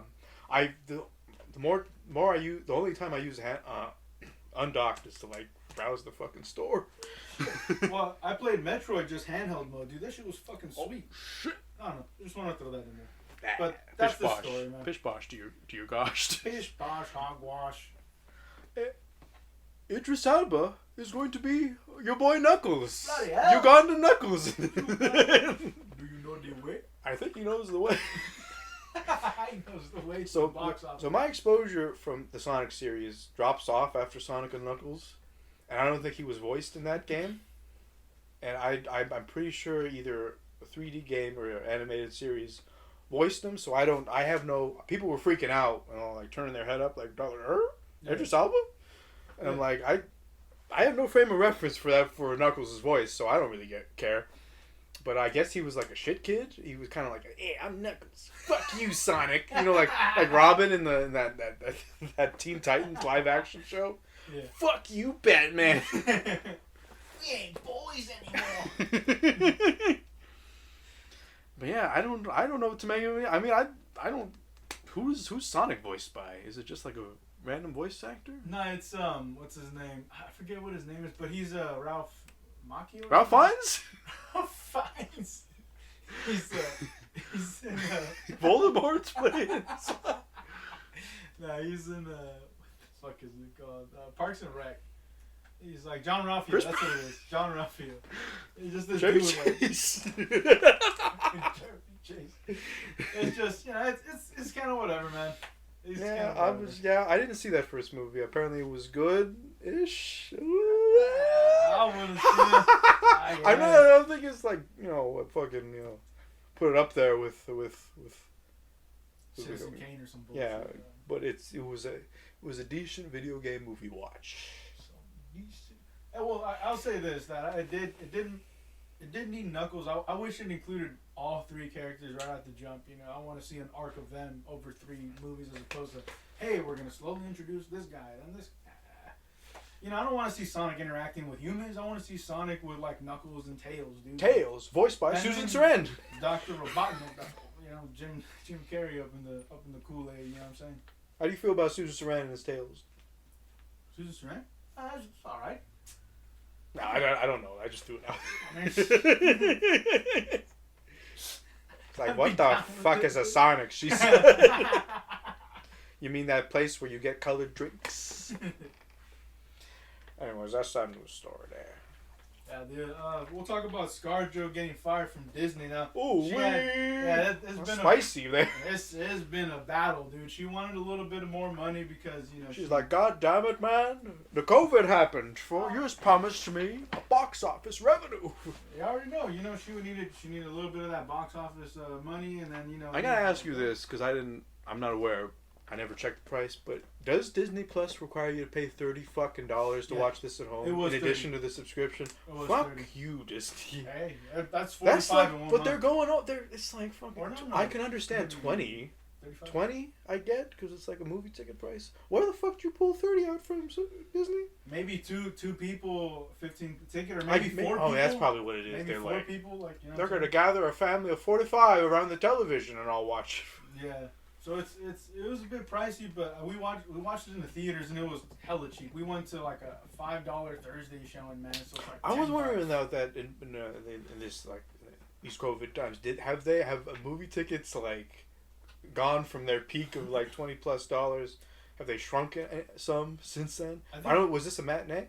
Yeah, it was. Everything stayed this, like, you know, in terms of prices. I feel like it stayed pretty consistent. You know, I think they need business, dude. So you can't really be like, hey, $20 a ticket now, you sons of guns. You know, you gotta do what you gotta do to drive in. You know, Cinema City still doing that $5?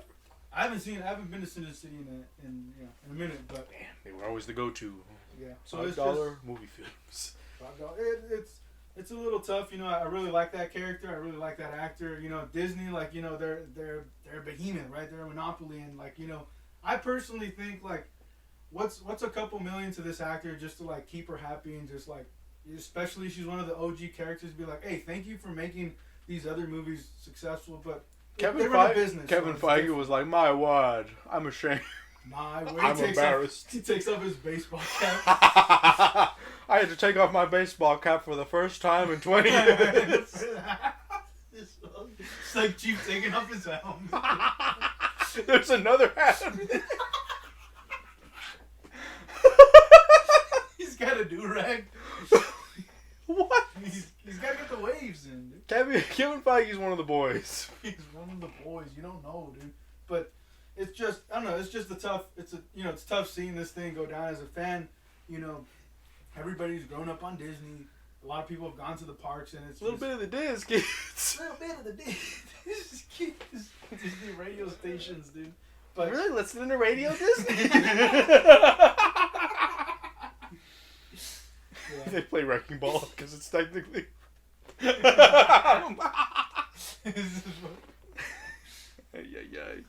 Yeah, but it's just tough. Like streaming it online, and then like again, like I'm sure they didn't make as much money as they could have with this movie, and it affected both parties, and I don't know, and ultimately I think it's gonna affect the fans too and the universe going forward. But that's that story. Poor little ScarJo. Alright, next we got up. I think this might be the last story, if I'm not mistaken here. I don't know if you have some bonus ones. But Titanfall, you may have heard of the Titanfall 1 and 2 servers getting server crashed, hacked by hackers and shit. Apparently, it has come out through the journalistic work through one Upper Echelon Gamers on YouTube has discovered that those guys that were hacking the shit were actually phishing to get their fan port of Titan Online back up and running. They were hoping to like kill those games and including Apex Legends, and they were expecting like Respawn and EA to just like lie down and let that happen. I guess it's just like a really poorly thought out plan from what I can come to. It's like a Adam Sandler and Uncut Gems kind of plan where they're just like, well, we this is the only thing we got, so let's just, I don't know, fuck up a game for a bunch of people. These fucking assholes, man. It's just they wanted control over the online infrastructure for Titanfall. Is basically what they wanted, because they kept being like, "Yo, Respawn, you know, shit's happening." As they were crashing servers, they're like, "You gotta get somebody on it that knows that knows how to fix this, and we know how to fix it." And they apparently while they were crashing sites, there was a website put up called SaveTitanfall.com by people who were like, we gotta stop this shit. We want to play the game again. And apparently some of their server crash messages were sending people to that website. So these guys tried to make it seem like the SaveTitanfall.com people were the ones hacking the shit up. And it's like, fuck me, man. And these guys hustled Eurogamer to like giving them a story. There's a whole tangled web here, and it's like, I can't cover it concisely, but this Upper Echelon Gaming on YouTube covered it in a 21-minute video. It's quite a vid there. But that's that story. Quite a little bit of intrigue there. And we'll switch back to movie news a little bit. We're talking about Venom 2 and Spider-Man No Way Home. A little bit of the Marvel Boy coming out again, and it's just there's another delay. The only it's not the first time both movies been delayed. All I gotta say about this specific news is I think a lot of fans know plot points and beats, dude. Characters that are gonna show up. It's a little frustrating. Venom. You're gonna have Eminem back for the credits. Carnage. Gonna have him back in Carnage. I forgot about that, dude. But it just sucks that there's no... Call of Duty and Sony Marvel got Eminem on a call. Like, yo, man, we got a new Call of Duty game coming out, man. We got a new Sony Marvel movie. You wanna get on, jump on the mic for us, Slim Shady? It's the only way I know how. Call my boy Dre. He's like, I ain't been on that shit. Busy tone and shit. Nah, but I'm working on the Chronic 2 right The Chronic 2, this one, the sequel. Giving the fans what they need. It just sucks. There's just no teaser trailer. I just want a teaser trailer for Spidey 3, and there's more bullshit about the... People know what's gonna go down in the movie before you've seen a teaser trailer. Man, fuck that movie. The movie sucked. Fuck this news story. You suck for bringing by association. Dude, that movie's gonna make money when it's gonna make money because people like Spooderman, and like even though Spooderman's not in it either, it's by association. They're like, fucking, I liked Venom. I liked the part where he ate lobsters raw and shit. Yeah. You never eat the lobster raw. It just sucks, dude. They had this lined up December 17th, close to Xmas. Not gonna happen. So I'm sure everything pushed back to next year. Maybe spring for Venom and summer for Spidey. Then the last piece of news I have is a legendary comedian named Trevor Moore recently passed August 6, 2021, in front of his own house, dude. Fucking sucks, dude. But how did he pass? The details still haven't been released. All they're saying is it's just been an accident. So dude, we don't know if it's like if there's an underlying health condition or if there's an accidental Trevor Moore, was it? Trevor Moore. Yeah, I don't think I'm familiar with the man, but that's terrible. Yeah, so he's just this low key more of a lesser known sketch show among this golden age of sketch comedy that had like Mad TV, Dave Chappelle, Mr. Show, with Bob and David. So his sketch show was The Whitest Kids You Know. It ran for 5 seasons. Aired on Fuse and IFC. All I gotta say is, go check out Nerf Nuke, my bad. Nerf Nuke sketch. Check out the Kid Beer sketch. Show Sean the Elegant. The newer material from Comedy Central, like High in Church, or my computer just became self-aware. They're hilarious. I've heard of that one. It's good stuff. The last two, he has a little bit of a musical influence in it, but rest in peace, Trevor Moore. We miss you. Yeah, rest in peace. Another one gone. Fuck this damn earth kind of shit. A lot of thoughts and prayers to his wife and his children. He did a lot of great things while he was here. Hey, we brought a lot of laughs, I imagine. Yeah. Telling me he's a fantastic comedian. I'll definitely give some of his stuff a look for sure. Yeah, he's definitely he's up there, man. It's tough, you're fighting up against those giants, but he snuck in there as a pretty good one. All right, now how do we segue to dick and fart jokes from that? Okay, but I think we're gonna move on to our picks for this week. So the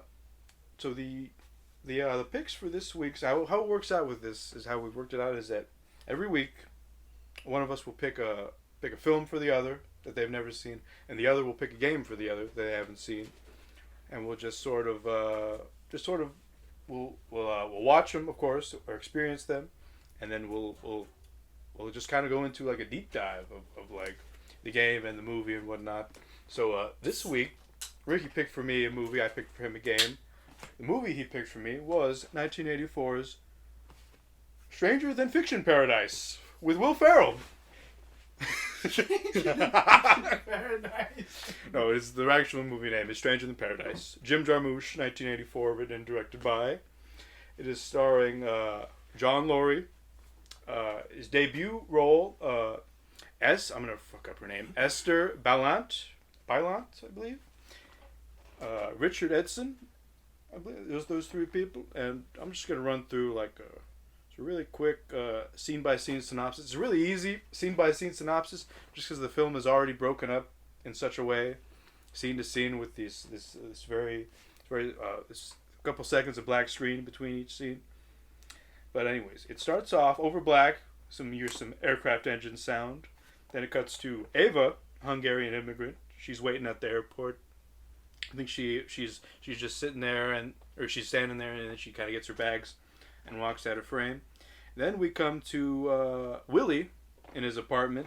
His Aunt Lottie calls him to inform him that his cousin Eva will be staying with him for 10 days, and Willie is unamused. He's telling her not to speak Hungarian the whole time. And I got a quote here. The fool's got a problem. Willie's got a problem with being Hungarian. The fool's got an identity crisis going on, where he wants to like ditch his Hungarian heritage for his American heritage. And I have a quote here from his call with Aunt Lottie that kind of sums that up. I don't even consider myself a part of the family. You understand? And then we get a title card, The New World. Eva's walking down the street and takes out a cassette player from her bag, puts on Screaming Jay Hawkins' I Put a Spell on You, and just kind of walks down the street. And the settings in this movie, they really went out of their way to show like the dingiest parts of America, the dingiest, most oppressive parts. Anyways, from there we got an exterior of Eva going into Willie's. Then Willie doing just shit all in his apartment, lying down, looking at the ceiling, playing with a fucking rubber band, just doing absolutely nothing. And Eva knocks, and he's just coldly welcomed by Willie, who calls him by his birth name, Bella Molnar, if I'm pronouncing that right. And he tells her, I used to be Bella Molnar. And then people call him Willie now, and that she cannot speak Hungarian. While you're here, only English, is what he says. So then the next morning, I believe it was, Eva smokes in her pajamas. I was a little confused by this scene. She answers a phone call by someone by the name of Core Guy, who's looking for Willie, but Willie himself doesn't. I don't know if Willie doesn't recognize it because he's a scumbag, and Core Guy, maybe he owes Core Guy money, and he's like, that's the vibe I got just from like the rest of his character in this movie. Then he's like, don't you fucking ever answer my phone. And then, the next scene, Eva's getting dressed to go for a walk, and Willie warns her not to go near Clifton Street. And she's like, fuck all that shit, I can take care of myself. And he's like, you come here, you think you know what's going on, but you don't. And like, she just walks out, and she's born on those rough Hungarian streets. Well, we don't know what she's saying. Willie damn sure doesn't know. Anyways, from next, we go to Willie sitting down with Eva, eating a TV dinner, and Eva's judging him for the quality of his food. And he tells her, hey, it's fucking American. Well, he's like, I got my meat, I got my potatoes, I got my vegetables, I got my dessert. I don't even have to wash the dishes. And I can't help but agree with him, just a little bit. There's nothing wrong with a good TV dinner, aside from the heavy amounts of sodium. So, the next scene, Eddie, Willie's friend, arrive, and like, I get that fool's a simp for Eva, dude, just from the jump. Because he's like looking at her, he's like, she's in the same room, and he's like, who that over there, to Willie? It's like, I don't know, man, I don't know, I feel like the normal course of action would have been to go right, hey, I'm Willie, who are you, like, you're very beautiful. Hello, gorgeous. No, but, Eddie seems very shy and meek, distracted, like the distracted away a boy is when he meets a girl he likes.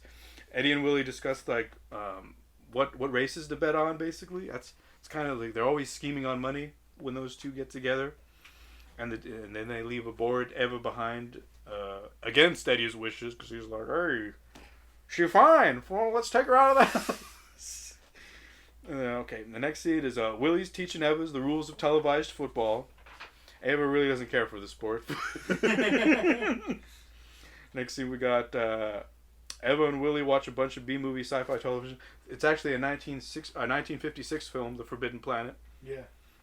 Eva, fascinated by American TV, is still up the night before when we catch her in the next scene. She's watching morning cartoons from the sounds of it while Willie sleeps. The next scene we got Willie reading the paper. Eva's looking for the vacuum cleaner. He kind of fucks with her, tells her that it's too formal to say I want to vacuum the floor, and he does this fucking dick move, dude. Just over and over again, he's just like he seems to think like foreigners are below him, despite the fact that he's a foreigner himself, and this kind of exemplifies that. She doesn't really believe him. She's kind of like, all right, motherfucker, yeah. Plus, I think like her time at Atlantis, she would have like discovered. You know, like, I'm gonna go choke that together. And Lonnie, what the fuck you talking about, girl? I don't even speak English good now. Okay, in the next scene, I believe Willie's playing solitaire in his apartment, and Eva brings home, I believe, shoplifted goods from the grocery store, because she's kind of pulling them all out from her coat, and it includes a TV dinner, especially for Willie, who seems very proud of her for, hey, shoplifting. You're all right, kid. You're a douchebag like me. Yeah, the quote here. You're all right, kid. I think you're all right. Yeah. Eva dances to the next scene. She dances to a "Spell on You" by herself in the apartment, and she becomes a little she's thrown off a bit when Willie comes in. And Willie's like, what is this music? Fuck this music. I don't like that shit. He's a wild man. Yeah, my favorite quote from Eva here. It's Screaming Jay Hawkins. He's a wild man, so bug off.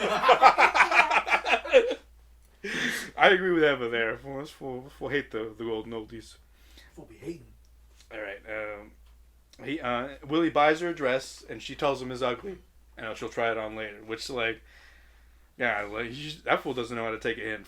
Yeah. He hates that fucking dress. Because she's wearing a lot of sweater garb. I don't think she wears a dress for the whole movie unless I'm misremembering the Florida sequence. But in New York, in cold New York, she's like sweater on sweater because it's fucking cold there, and she's like, I'm not wearing this shit.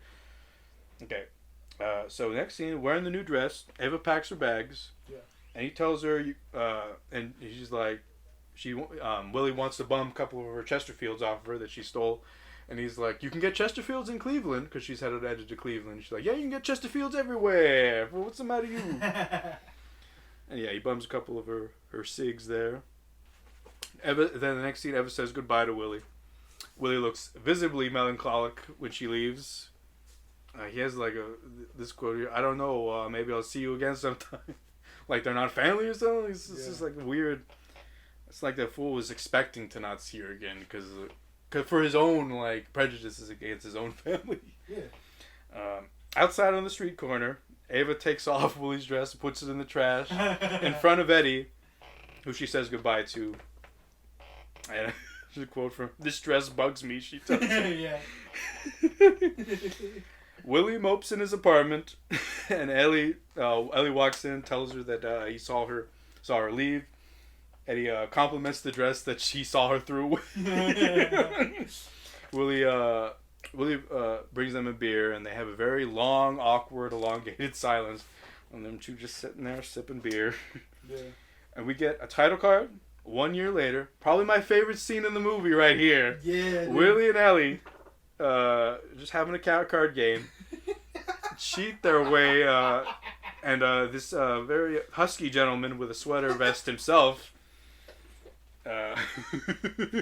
almost gets his block knocked off by him, and they make a frantic exit. The scene lingers on the three people still playing cards, and you got one of them saying, "Oh, he's leaving," and the big fat guy is like, "Yeah, he's leaving. Picked up on that, huh?" God damn it, that scene's so fucking good, dude. Oh, my favorite. Oh, all right. In a dingy apartment hall, right after the fact, they count their money, and they plot on a borrowed car from Max. This is going to come back, believe me. And to see something new for a few different days. Who the fuck... Max needs his car. He sounds like somebody that needs his car. People don't just fucking, I don't need it anymore. You know what I mean? God, these fucking douchebags.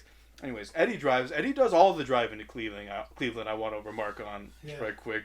Yeah. The pair pull over as a pissed off, tired factory worker to ask him for directions. He has none. And the two drive off and harp on how they could never hold a blue-collar factory job. And the scene is kind of bookended by Willie playfully fucking with Eddie. And it kind of sweeps the whole interaction with that factory guy under the rug. Kind of, I don't know, to me exemplifies how like these guys really don't think about ever trying to fucking make money like the normal way. It's all just kind of like a hustle for them. Eddie drives and ponders on a place to stay in Cleveland and wonders if Eva stays with Aunt Lonnie because I'm full simping for her. Willie simply says no, asking the count on the money, which is just under $600. Hey, you think your cousin Ava will remember me? Is the quote. Willie comments on a terrible snowy weather as they draw close to Cleveland. The scene just kind of lingers. This is from the back, and it just kind of lingers on them driving awkwardly in silence. As the drive continues, Eddie comments on how he never knew there was Eddie was Hungarian before he met Eva and assumed he was American. And Willie seems oddly defensive that he's and says that he's as American as Eddie. The scene lingers on the uncomfortable silence before Eddie tries to cut the tension with a joke. Willie's not amused. Hey, does Cleveland look a little like Budapest? There's a wide shot of a car driving down a street. There's another wide shot of a car down a long industrial road.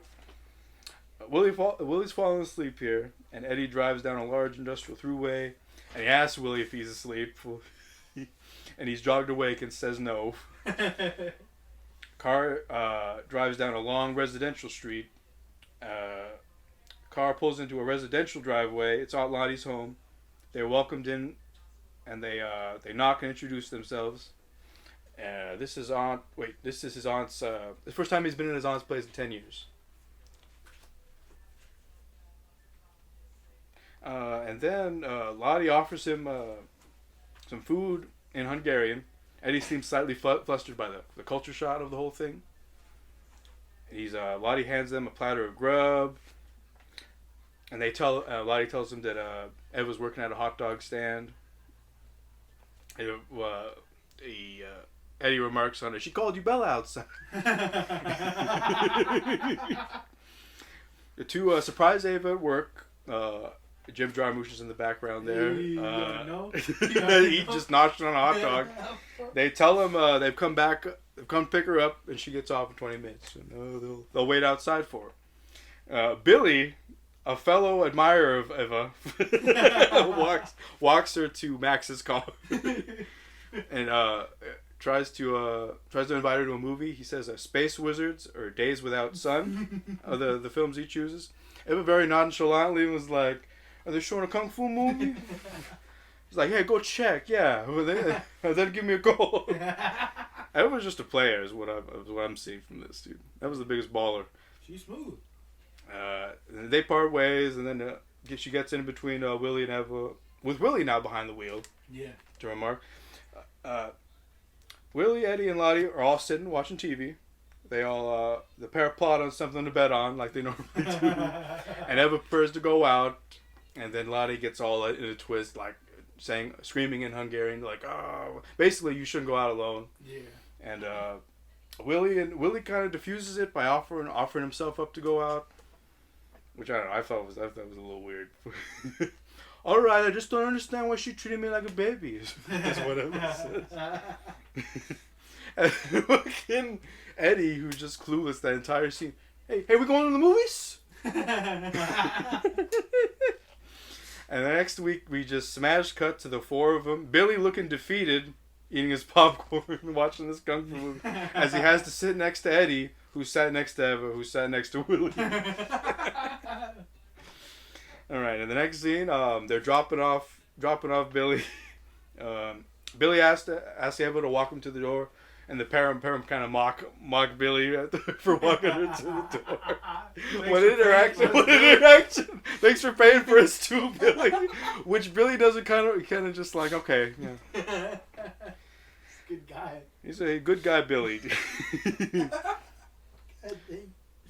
Willie and Eddie walk onto a snow-drenched railway. It looks like a lot like just like a 40s Soviet Russia kind of oppressive snow-drenched, because of the very high contrast black and white film going on there. And they talk about their distaste for Cleveland and how they want to leave. Eddie remarks, "Hey, you know what's funny? You come play someplace new and everything looks the same." All right. Next day we got Willie complaining to Ava about the cold in Cleveland, and the two bond out over how stubborn Aunt Lottie is. And Willie repeatedly fails to remember a joke, and of course, like every other scene, it just kind of ends in an awkward silence. Yeah. There's 3 guys that walk. There's 2. No, wait. Oh, there's 3. There's 5. Fuck. Willie, Eddie, and Lottie are all playing cards, and everybody's losing repeatedly to Aunt Lottie. I'm the winner.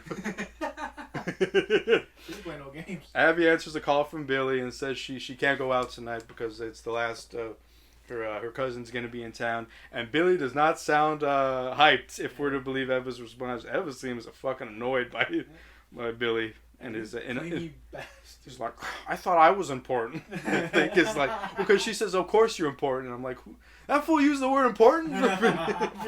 Jesus. I mean something to you, baby. And they all go to Lake Erie. And I found this next scene. They all go to Lake Erie, and they stare into the white void beyond the rails, because the sky and the lake, I guess, are just fucking swallowed by the snow and the blizzard right now. It's and everybody says they're glad that they saw each other and that they visited. And Eva tells them living in Cleveland is a drag, and they all share another long silence. The pair close the trunk and say their goodbyes to Eva. Eva half jokingly saying they should come kidnap her if they win big at the horse races. Willie says they'll go someplace warm. The pair leave, and Eva goes inside. The last title card, Paradise. After recounting their money, Willie behind the wheel comes up with the idea to pick Eva up and go to Florida. Eddie happily agrees. Of course he does. The fool's a little simple with a limp, as they say. Aunt Lottie stands in their driveway and lays into the 3 of them because she does not want Eva being taken on this trip. Yeah. Just fucking lays into him in Hungarian. I think the son of bitch is all I recognize. The next scene, Eva thanks them profusely as they all drive down. Eddie starts going for it, and Eva slyly flirts back. "Well, you bring your little bikini along?" All right, the next scene, Eddie driving slow now. Eva plays Spell on You tape when Willie objects. Eddie defends her on the tape for, "It's just driving music. I like this." He defends her because of course he does. Alright, the next scene, Eddie drives as fast asleep Willie and Eva in the back. The trio's car pull past a Florida motel. They don't go in just yet. They're just driving past this one. And as they wait by a parked car, Willie brings out Eva and Eddie a pair of aviator shades, I think. And they all drive away. We look like real tourists. The car drives down a row of residential homes strewn with palm trees, indicating that they're for sure in Florida now. And they drive past a vacant lot, then down the road to a motel. And then we have a scene outside the motel. Willie gets out, and to get a better rate on a room, he lied about how many people were staying. And he instructs Eva to hide in the back seat as the manager passes through them, and instructs her to sneak in after the manager is gone. Why pay for 3 people? It's fine. So next, Willie busts out the fold-out cot meant for Eva in the hotel room, Eva, who vocally objects before collapsing onto a bed. Willie posts himself on the other bed, and he comes out to the bathroom and initially complains about the idea of sleeping on a cot, but soon warms up to it as he folds it out and convinces Willie that betting on dog races will be lucrative. Next morning, Eva wakes up. They're all gone. She's like, "Sons of bitches!" They left without her to go to the races, and she kind of just sits in the hotel and smokes. "Vacation starts great," she says. Then the next scene, Eva sits looking disappointed at a stone bench next to a sad-looking beach a couple of yards away from the motel. Next, we got Eva sits inside the motel room, avoids playing her tape before the two arrive. They arrive looking very defeated, and they apparently lost all their money except for $50 on the dog races. Willie scolds Eddie. Eva scolds them both. Willie breaks the glass vase. Fucking comes back in really meekly, like, "Oh, I'm sorry I did that." Yeah. As the three sit, Eva asks what they're gonna do right now, and ding, ding, ding, ding, ding, long, elongated silence. The three walk in the beach, and you guessed it, silence. And Eva and Eddie are a little bit closer. Willie's a bit more distant, and he kind of passes the two of them up and mean mugs Eddie a little bit. Yeah. Back in the hotel, we got Willie and Eddie plotting over their options. Willie wants to bet over their last bit of money on horse races. Eddie thinks it's too risky. Eva tries to accompany them to races. Willie's like, you can't come with us. And then the next scene, we got a bored Eva strolls out of a gift shop with a shoplifted hat. I don't know if she had money. I guess she had a job. Maybe she did have money. And she just kind of trots along out of frame. And she strolls onto a beach, approached by a dealer who berates Eva and Eva's presumed boss before handing Eva a stack of money. Eva walks away, money in hand, in disbelief. This kind of shot lingers on another woman who apparently was Frank, dressed in a similar sun hat, who walks out on the scene looking for someone who just passed. I got the quote here. "Hey, yo, Frank, man, where the fuck you been at, man? Where the fuck you been at? Shit, man. Yo, man, Frank, you Frank, right? You got the hat on, man. I see the dome piece on your top, man. Listen, take this shit, man. You make me miss my motherfucking sniff, man. You tell Romero that I ain't down with this no more. You cool? You clean? You go? Goodbye. Peace." And he's got like Cyclops. Yeah, he's got the. You know what I mean? Those glasses. Just like... You better close your eyes. All right. And next we got Eva returns to the motel room, leaves the money, leaves some money, like a very meager amount of that grip that she. I don't know how much she got there, but it's a shit ton. Yeah. And she leaves a note for the pair, packs her bags, and leaves. And next scene we got Eddie and Willie return to the motel room. They're fucking happy. They're half drunk. They got a handle of whiskey in their hands. They won big at the horse races. And they find the note, and they're really fucking concerned. This is a lot of... Where did she get all this money?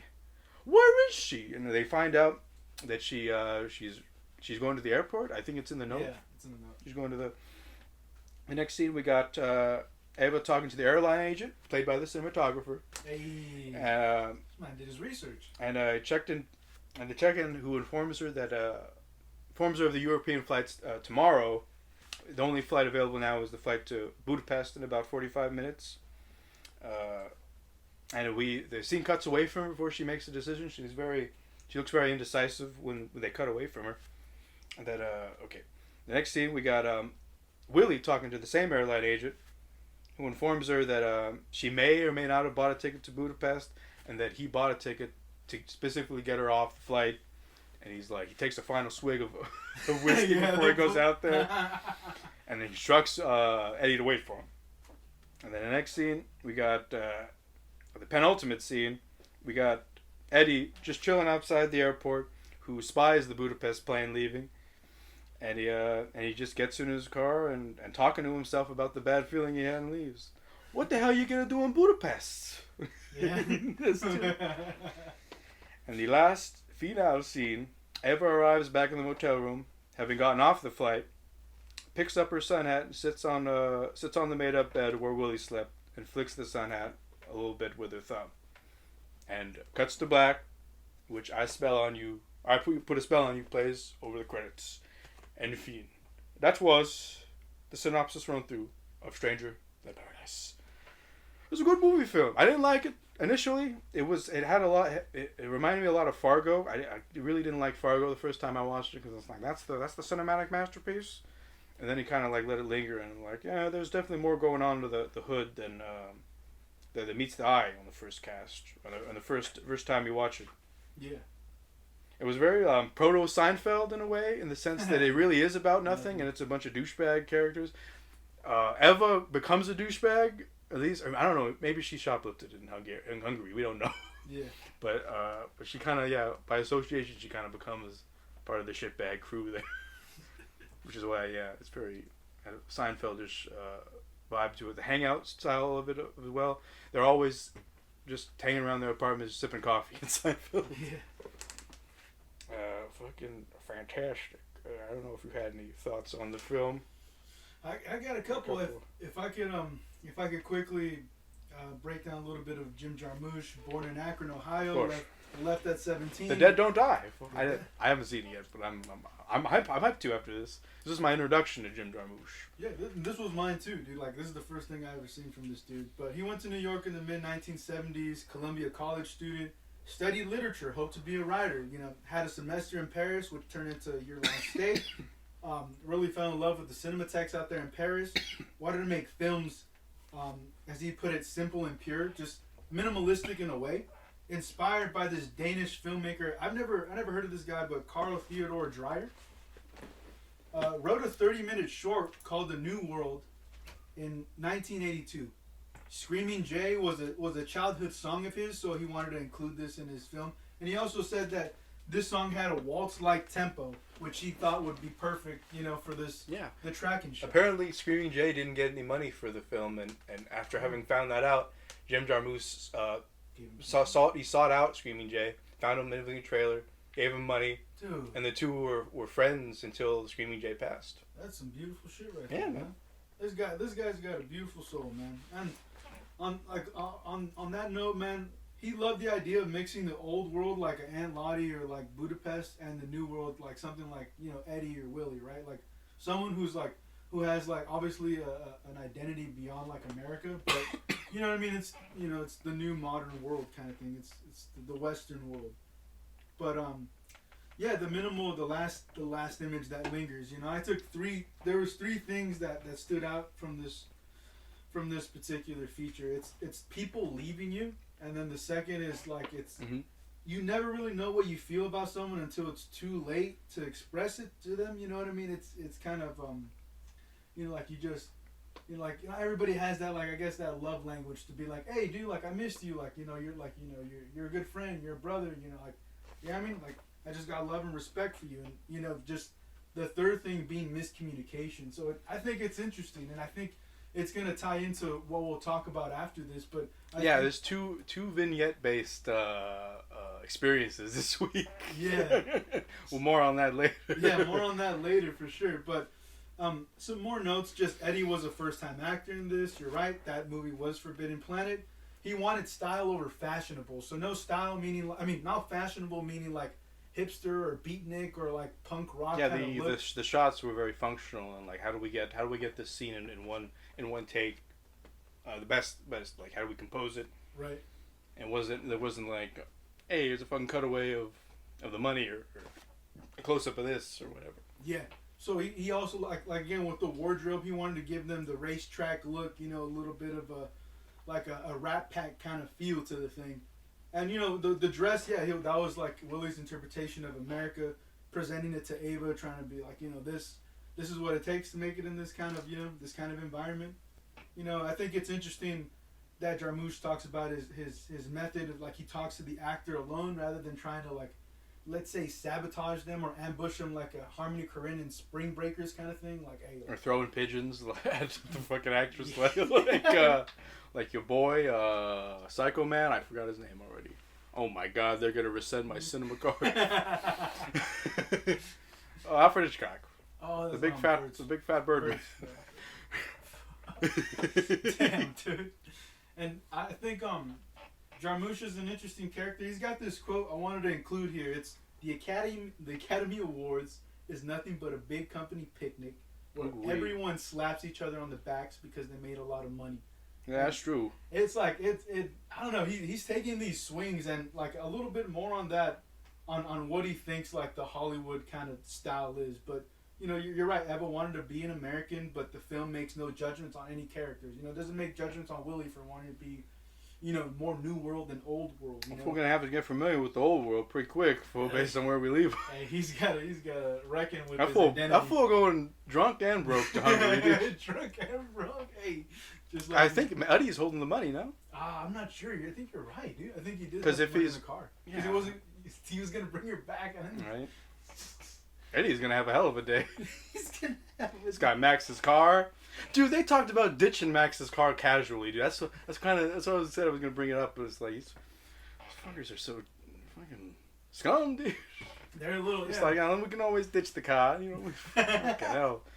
Anyways, I don't know. They Eddie was played by the original Sonic Youth drummer. I didn't know that. which is crazy, right? It's crazy that him and they have this connection to that punk rock scene. That's what I'm saying. Like they removed them from that identity and try to put him. I know John Laurie did what little score there is, like the very jazzy, eerie string instruments, violin and double bass by my ear. Yeah.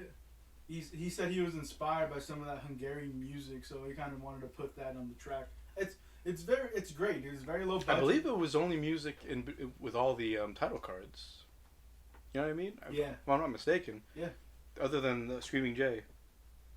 Yeah, you're not wrong. There were 67 shots in the film as opposed to the average 1,200 for a feature length. That's just pretty wild right there. The film was shot over leftover black and white stock from a 1982 German film by the name of The State of Things. So it was just leftover stock before making the most of it. It was shot on 2 lenses only. As far as trivia goes, I think that's about it.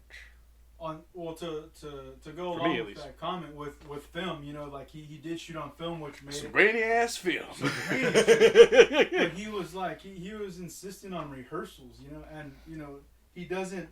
I don't know, his process is interesting. It's different. It's not traditional, you know, like what you're talking about with filming in harsh climates like that Ohio lake scene. He said that he likes throwing himself and his crew in those environments because there's something that can come out creatively by, you know, having that kind of challenge or obstacle in front of you. And misery, dude, and it gets you good art from what they say. Gets you good art. Just throw them in that room with no air conditioning for about a couple hours. They'll come out with something. Dude, and the deadpan comedy too, like where he's like, "Oh, it's beautiful in the fuck. It's a frozen lake and everybody's blinded by the snow." It's a fucking white boy.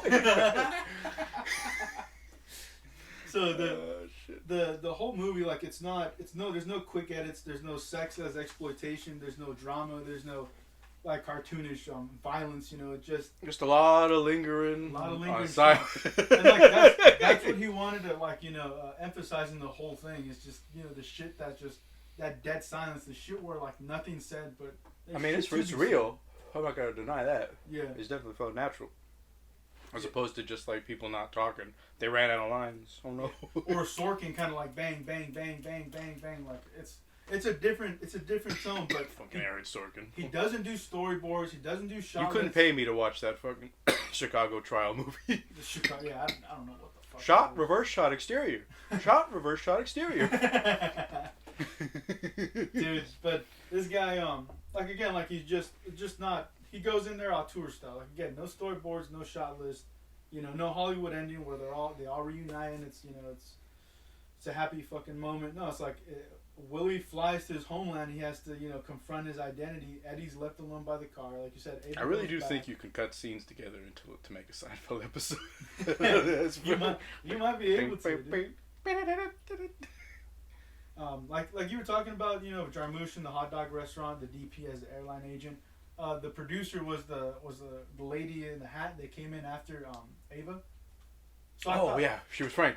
Yeah, so I thought it was like, dang, like it's such a small crew, and you had to utilize your crew in that way, where hey, come and play this little part, you know, do your thing, and we can get it going. I think you knocked out the synopsis, so I'll just talk about certain things, you know, like. I had to prove I saw it. Yeah, to prove it.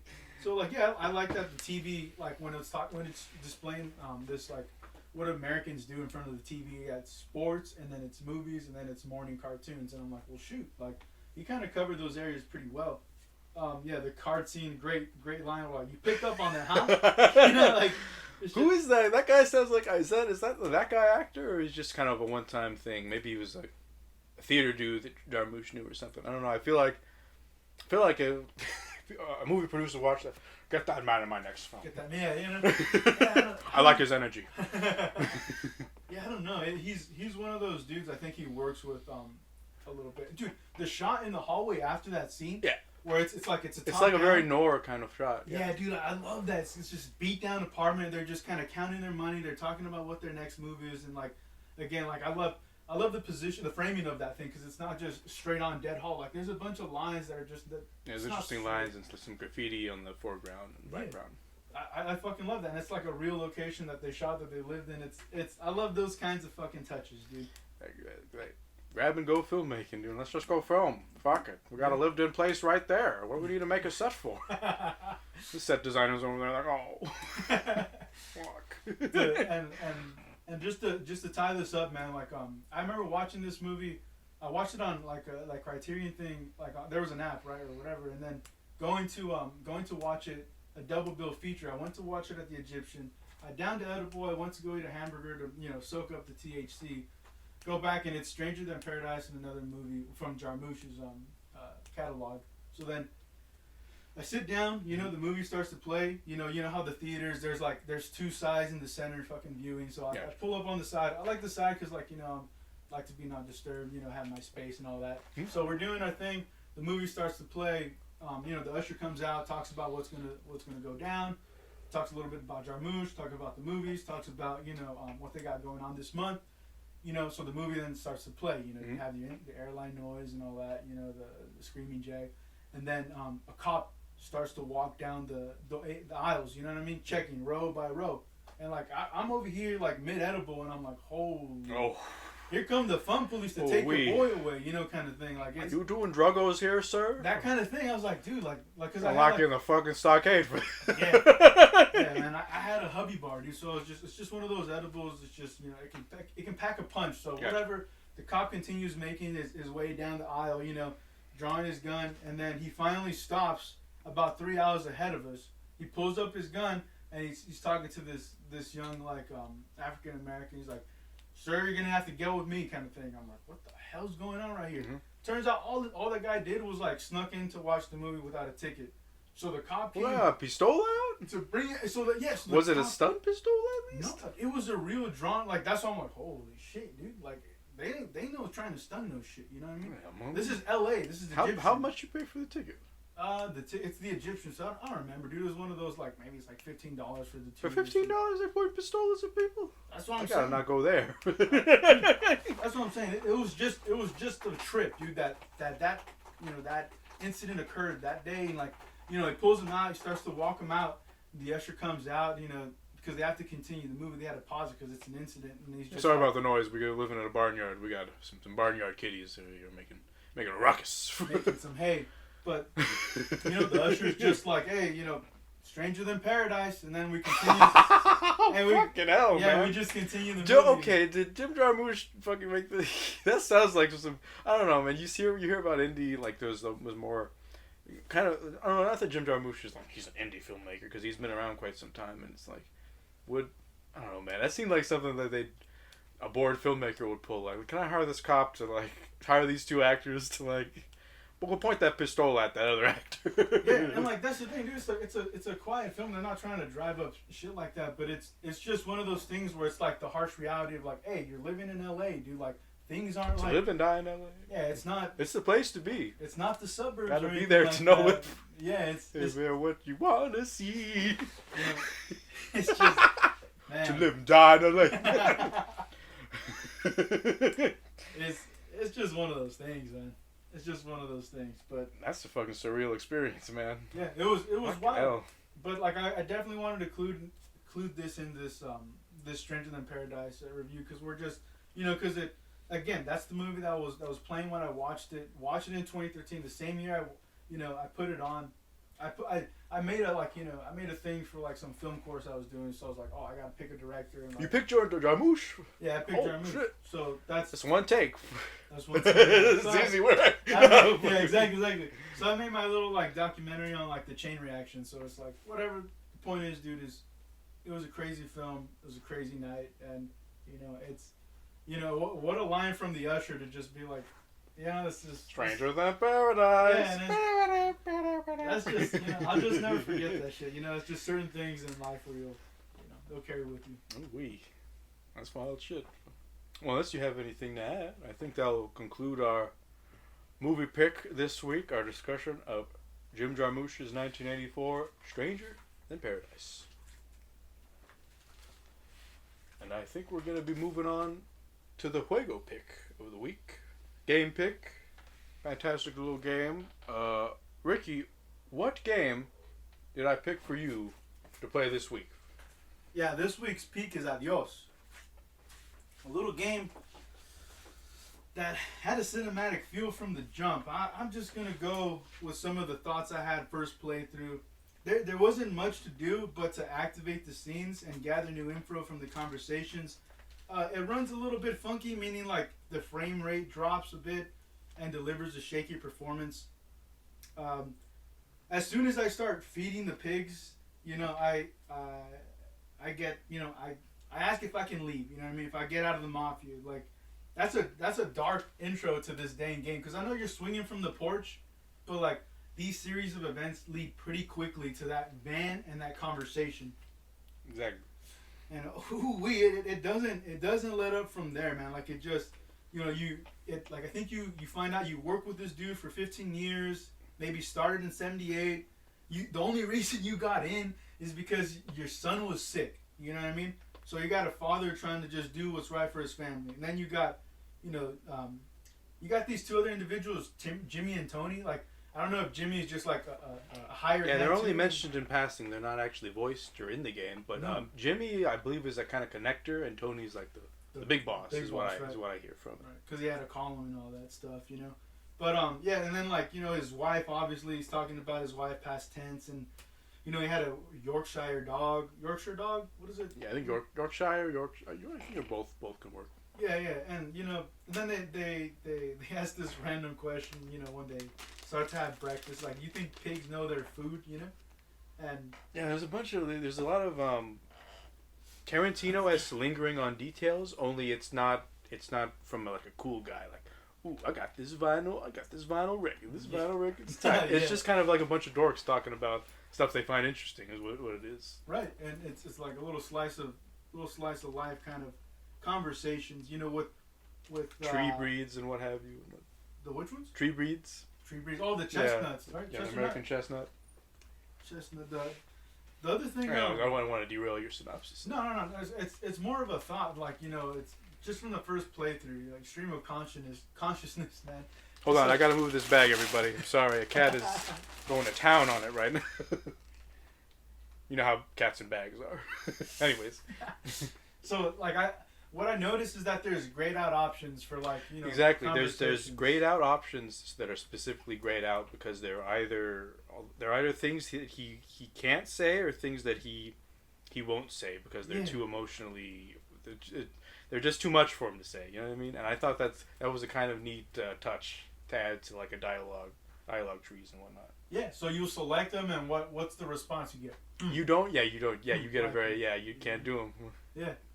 Just a little out of that little Texas twang he's got going. Right. And the voice actor Rick Zeef, dude. Rick Zeef, who plays the farmer, kills it. The hitman kills it. And those two voice actors, I hope they get a lot of work. Those guys, even the son Bill, his performance, which we'll get to shortly, but it's good. It's good voice acting across the board, which I think you needed for such a dialogue-heavy experience like this.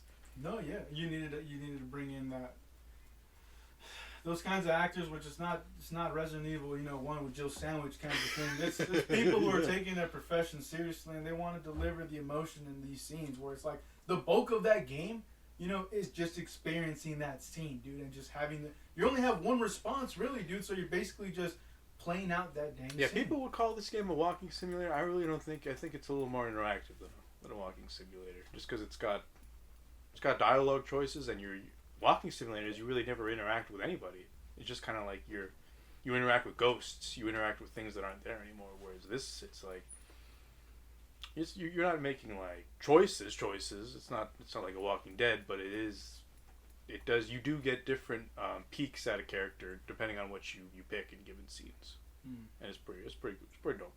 It's nice. Anyways, what scene were we talking about?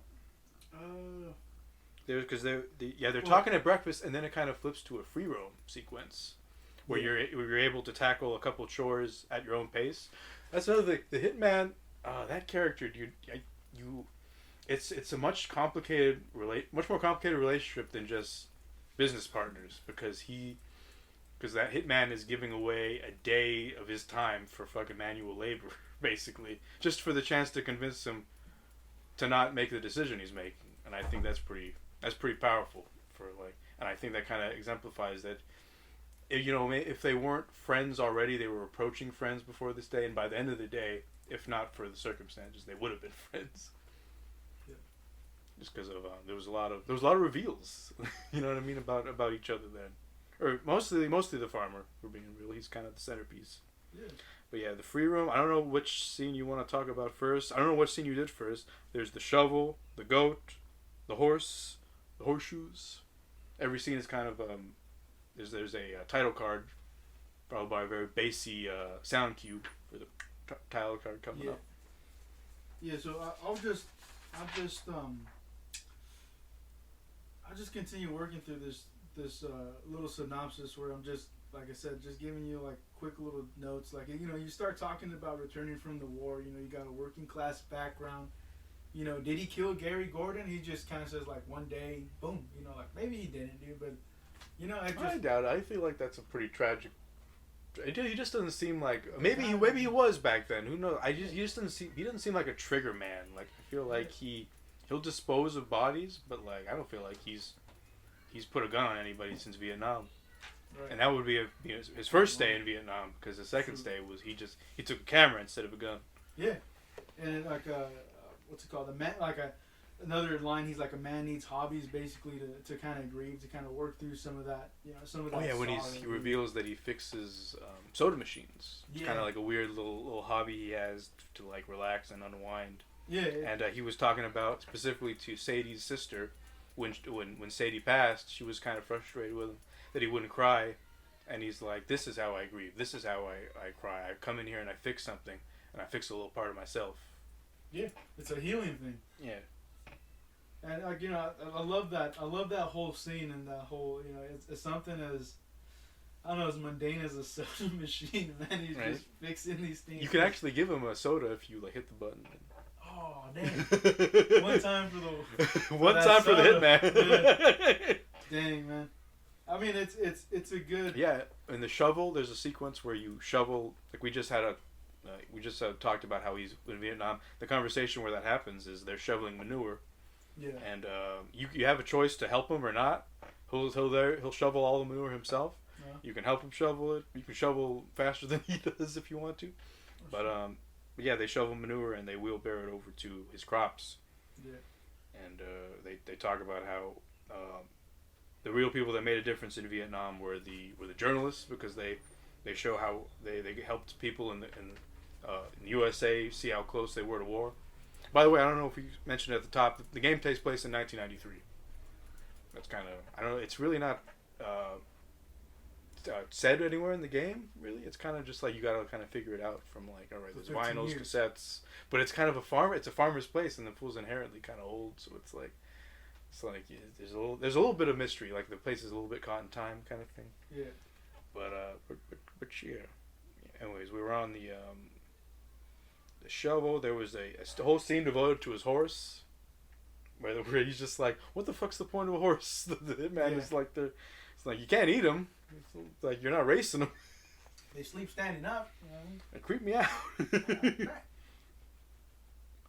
Yeah, he also like And the horseshoes match we were talking about right now, when he was talking about how this footballer back in his high school days tried to go after Sadie. Yeah, Gary Gordon. And Gary Gordon built a mansion on the horizon to specifically tell her what she was missing. Yeah.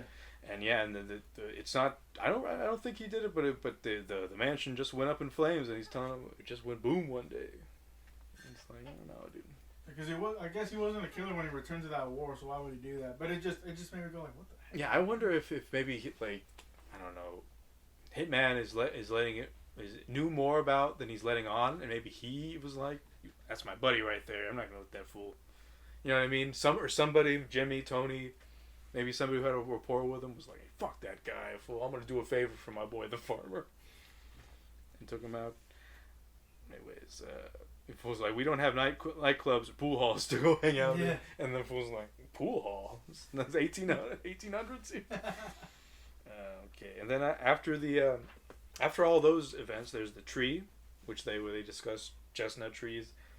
And we're introduced to Soul, a character that's basically like an underling of the hitman. He's kind of like takes care of business, and he's already got a rapport with the farmer when we see him, because he's like relaying stuff that the farmer told him about the chestnut tree. There's the sequence, and they just kind of they really just they talk about trees and how there was a blight, and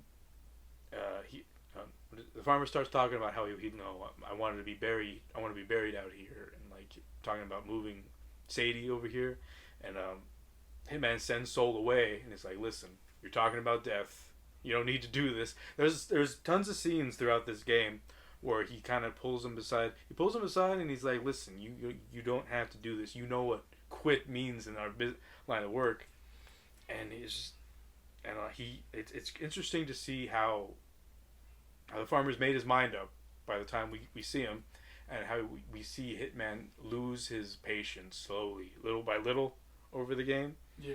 Because right after the tree, we kind of get a break from that. He goes, they basically rebuild in El Camino. The dev is on record, Doc, the writer director of this game, Doc Bierford, I believe is his name, and he's on record by saying, yeah, I just put El Camino in all my games because I like that. It's a weird car. So here's this El Camino scene that he's decided to put in, and it's just the two repairing an El Camino, and they discuss Bill's relationship, the farmer's son, and how it's very strained, and we find out why it's strained a bit later. But for right now, it's just they also discuss the neighbor and how the neighbor has a habit of collecting old planes, and I have the quote here: dead navigator from Korea. The Korean War came to him in a dream and said planes are in danger of being lost, and it was Chuck's job to save them. So Chuck, based off some insane dream, just decided to save all these old planes. I found it was a real. So it's another example of like just a kind of a weird aside where they're just kind of telling them these weird factoids about the neighbors and shit they like. And the next scene, the shotgun. I gotta ask, did you shoot or did you let him shoot? No, I shot, and then the first thing I want to do was shoot him, because like right out of the gate, dude, the expectation when you're feeding pigs, you see the pig farm, dude. Like I immediately thought, like, right, this dude. Yeah, like, the two are setting up a skeet shooting thing. I don't know if I set that up, but yeah. But you were. No, yeah. So he's just like right out of the gate, dude. He's just like, he wants to get out of the game. Like He's talking. They actually started out talking about how chocolate or how shotguns, they like shotguns, and like shotguns and beer, it's like they go together. He's like, I don't think shotguns and beer go together, the farmer says, and he's like, and then the hitman is like, hey, well, they go together like peanut butter and very dangerous chocolate. Yeah. And then from there, he's like, hey, you want a beer while we shoot these? And it's like, no. It's like, maybe next time. And it's like, there's not going to be a next time. Yeah. And that's when the conversation takes a turn. And he's like, listen, I've sat here and he's like, I've tried to tell you. I keep trying to tell you. There is no out. There is no done. You keep doing this or you never do it again. It's permanent. Kaput. And yeah, that scene gets heavy, dude. The dude's at his last wit's end. I don't know if it's like he likes the money, or if he likes, or if they're friends. It's the line is blurred a little bit, because you figure a hitman, like his motivations are questionable. But I don't know. Then I don't know if you had anything to say about the next scene, the title card sequence, the scene called The Goodbye, where it's just basically them being civil for the very last time. And this scene is just how it's set up, and like how what's unsaid in the scene. He's like, because I don't know if did you have any notes based on that one? Because the farmer goes into it and he describes how he just wants to see Sadie again, and I do one thing right, just one thing, maybe I'll get a chance to see her again, and like the guy's like, just this one thing, this is your one thing. And then He's like, all right then, have it your way. I'll be back this evening. You get the afternoon. Do whatever you gotta do. Just leave the door unlocked. And fuck, man, you get the second free roaming sequence where you got a list of chores to do, but they're solitary. There's no hitman accompanying you. It's just you. And what did you think of this part? No, the only feeling that just keeps getting enforced is like I'm just dying slowly on this farm, dude. Whether it's not like he's fucking suffering from cancer or anything. He's just not happy with his station in life. Yeah, he's like he's had a quote. I think he's like, if why live if you're not happy, kind of thing. It's a very like cynical game just all around. Like but then there's spots of just optimism in the fucking character where he's like, well, maybe I'll see my loved one again, and like that's not cynical. That's not a cynical thought or a cynical way to end life. It's just maybe there's like some light at the end of this tunnel, And I think with this character, it's tough, dude. Like you get the feeling that he's a mafia hand from the jump, and you get the sense that. I don't know what he did. Like, obviously, he wasn't a hitman. He's just he's just been body disposal. Exactly. It's just another, chain in the link kind of thing. But at the same time, it's tough seeing like this character knowing that like what the conclusions get, like where they're driving towards, man. It's, and how he says goodbye to his horses in the next scene. His horse, and he's like, "I'll leave the barn door open for you, like so you can find somebody else." And it's like, fuck, man.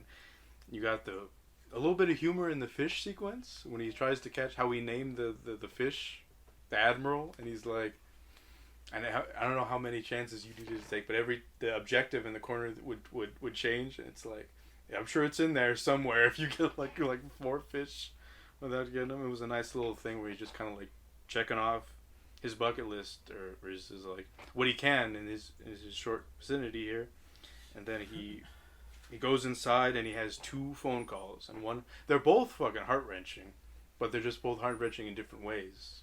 Because one, you have the neighbor and he's got to dance around, hey, I need you to take care of my animals, I'm going away for a little while. And he's like, some of the grayed out options are like, I'm trying to say goodbye to you. Like, this is goodbye, like you'll never see me again type answers. And like the neighbor is just so sweet, and it's like, we never see you, like we feel bad, like how we weren't there for you after Sadie passed, and we wanted to invite you over next weekend. And it's just put the knife in and they twist it, and you can actually hang up and just say thank you Edith, and just hang up on her. And then I don't know if this would be the most revealing scene in the game, but then he calls his son Bill, and it's revealed that he had to put Sadie in a home as she caught Alzheimer's, and he was very suspicious that the mob would find out and kill her. She would talk. Yeah, and she would talk, and it's like, fuck, man, that voice actor that played Bill's son left it all on the table, dude. He's like, fuck you, dude. Like, I think his last thing is like, I'll never forgive you for this. You'll never be able to make it up. Yeah. And it's like he's trying, dude. He's just trying to say goodbye to him, and he can't say goodbye in that proper way because he'd have to let him know what he did. And it's like, yeah, man. It's just it's layers. There's layers. It's such a short story-based game, but there's layers to what's going on, and like it's pretty dope. The quote from Bill here is that you put her in a home. You decided she wasn't good enough for you, and you put her in a home. That's basically the speed of what he's going to do. This next scene, however, broke me for a very specific reason, and I think you probably saw it, and it's like, this probably broke Jimmy for a specific reason.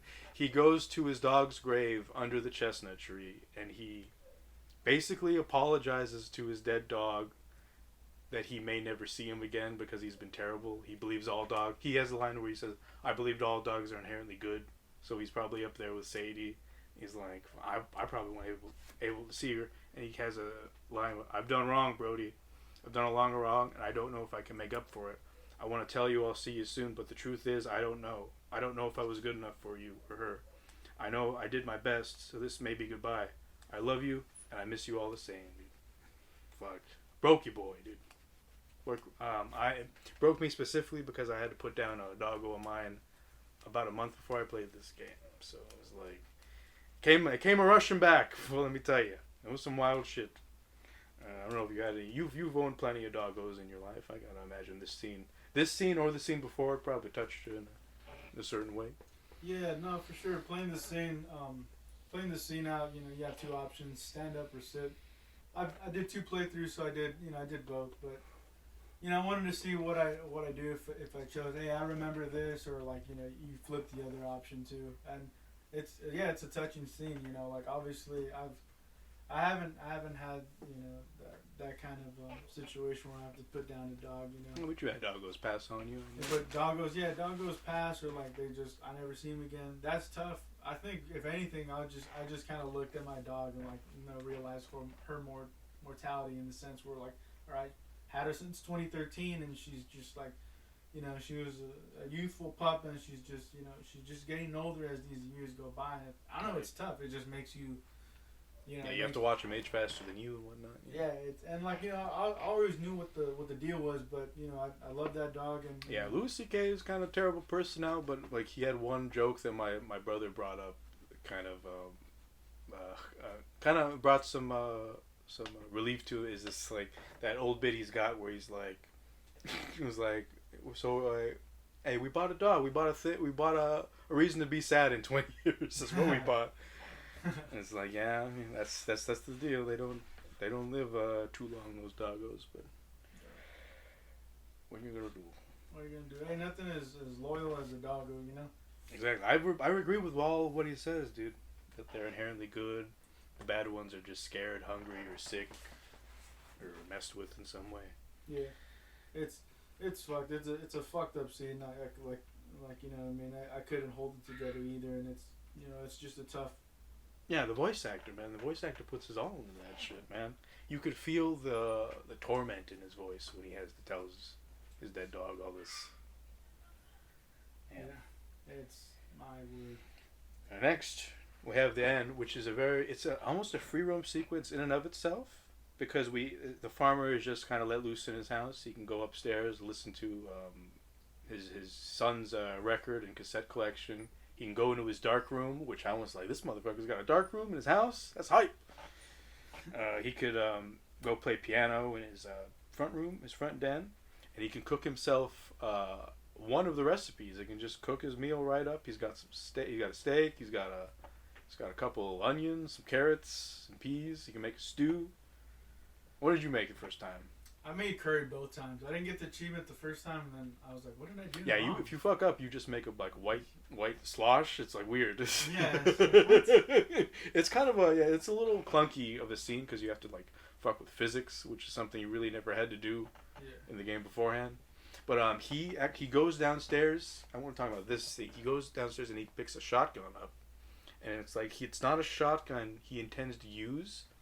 But I think it's like a gesture. It's a gesture of like he's taken away guilt a little bit, because it's like now the hitman. You know what I mean? It's almost like a favor for the hitman. It's like, look, like it's like you got reason to now. It's either you know what I mean? It's like you go for it or I go for it. He's not gonna go for it. But it's like you can kind of see. I don't know, like he puts the shotgun on the table. He eats the last meal that he made, and then there's talking outside the house. There's rumbling. There's like people talking. It all falls silent after about 20 seconds, and then you hear the front door open, and the man comes in, and it's just one silent shot, cut to black. And I bring it up because the hitman looked a little pissed, and I imagine he'd be pissed regardless. But maybe some of his anger was like, you fucking put a shotgun out here, you motherfucker. Like maybe in his head he thought, oh, you were gonna defend yourself when you knew the score, kind of thing. It's like, but in the farmer's mind, he's like, I put this here. He doesn't have a chance to hold back. You know what I mean? It's like it's done. There's no more talking. And I think that's what the shotgun's there meant to. He's like, I don't want to talk anymore.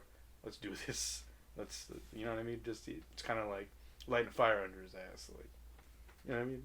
I don't know. I thought that thing was interesting because it's like, why? Because I asked it, why would he do that? You know what I mean? Why would he? Yeah. Yeah, because the ballistics wouldn't match up. It's like he didn't fucking off himself, so he can't like cover for his hitman friend. You know what I mean? So and he didn't grab it once he came in to swing it over and just pull a. Yeah, he had a chance to grab it too once he heard people talking. You know what I mean? Yeah. It's like that's what I mean with like, it's a game that kind of exemplifies interactive story based entertainment because he's not picking up the shotgun because you didn't choose to pick it up. He's choosing it because that character wouldn't pick it up.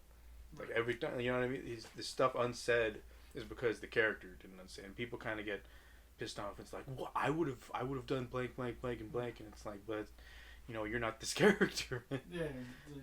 It's a little different. I think it's a fantastic indie game, even if it is a little jank. I understand you played it on the S and it was chug-a-lugging. Yeah, it was chug-a-lugging, and the S isn't. It's not too bad, right? It's not. It's a little more under the hood than like your standard Xbox One, but it's not like on the level of an X or. I played it on a Series X and like, hate to be that guy. I don't have a problem with it, but I did not have a problem with it. Yeah, it's a fantastic game. Did you have any like I don't know any notes that you wanted to get across here? I think there's just a couple lines that we'll read. Oh, I forgot to say, over black is a bunch of pigs. I think we're in the pig farm. If the end credit sound is any indication. Is the what? Over black, there's a bunch of pigs. Yeah. There's no music, and I think we're in the pig pen by then. Yeah. I think that's what it's indicating, and it's like. It's on pigs, ain't it? Yeah, man, that shit's wild. No, I like that scene where he's like kind of talking about why'd you go back, and he's like, well, I was recon. I was in the hospital staring at the ceiling, and I had a moment of clarity.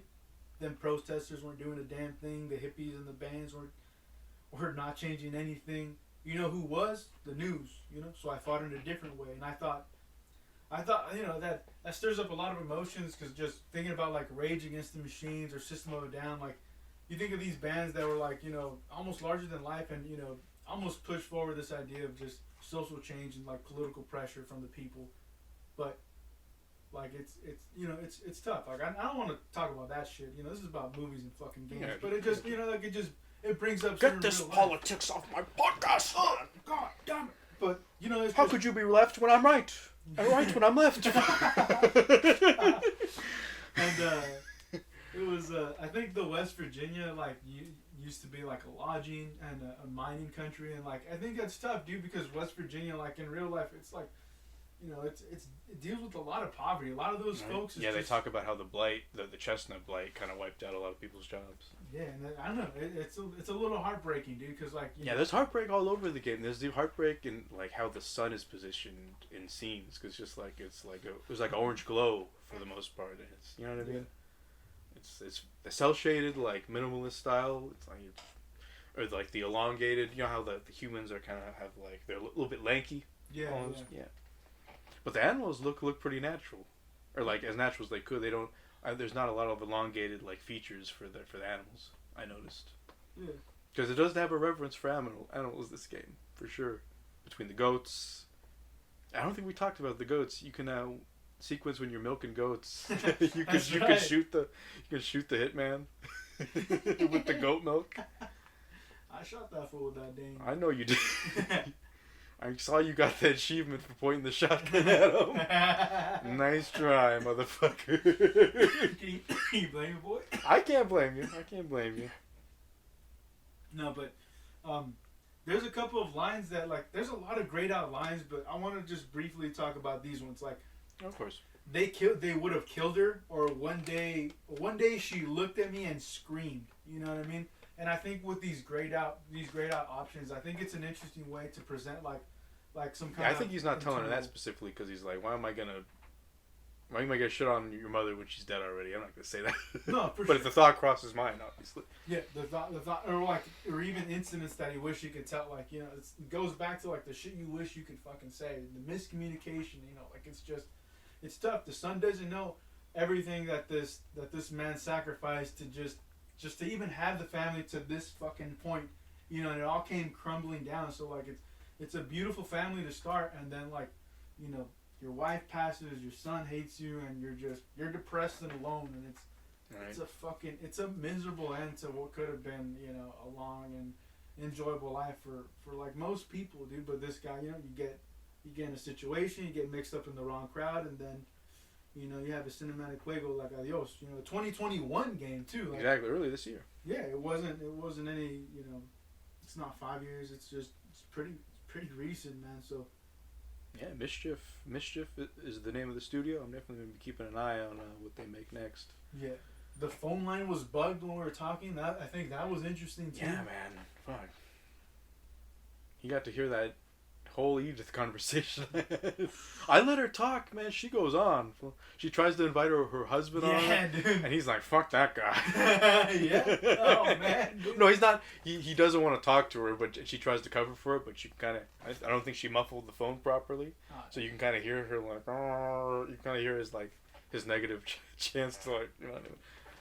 But yeah. Edith's nice. Her husband's an asshole. But anywho, I think that kind of wraps up everything I had to say about Adios. How do you feel about wrapping up there as far as Adios goes? Well, I just want. Are we saying adios to adios? I'll probably throw a little more thought where it's an interesting game from start to finish. You can definitely beat in one session. You know, it's presented like your choices matter, but it's almost like no, you gotta do that prompt, that specific one, and we're gonna progress the story.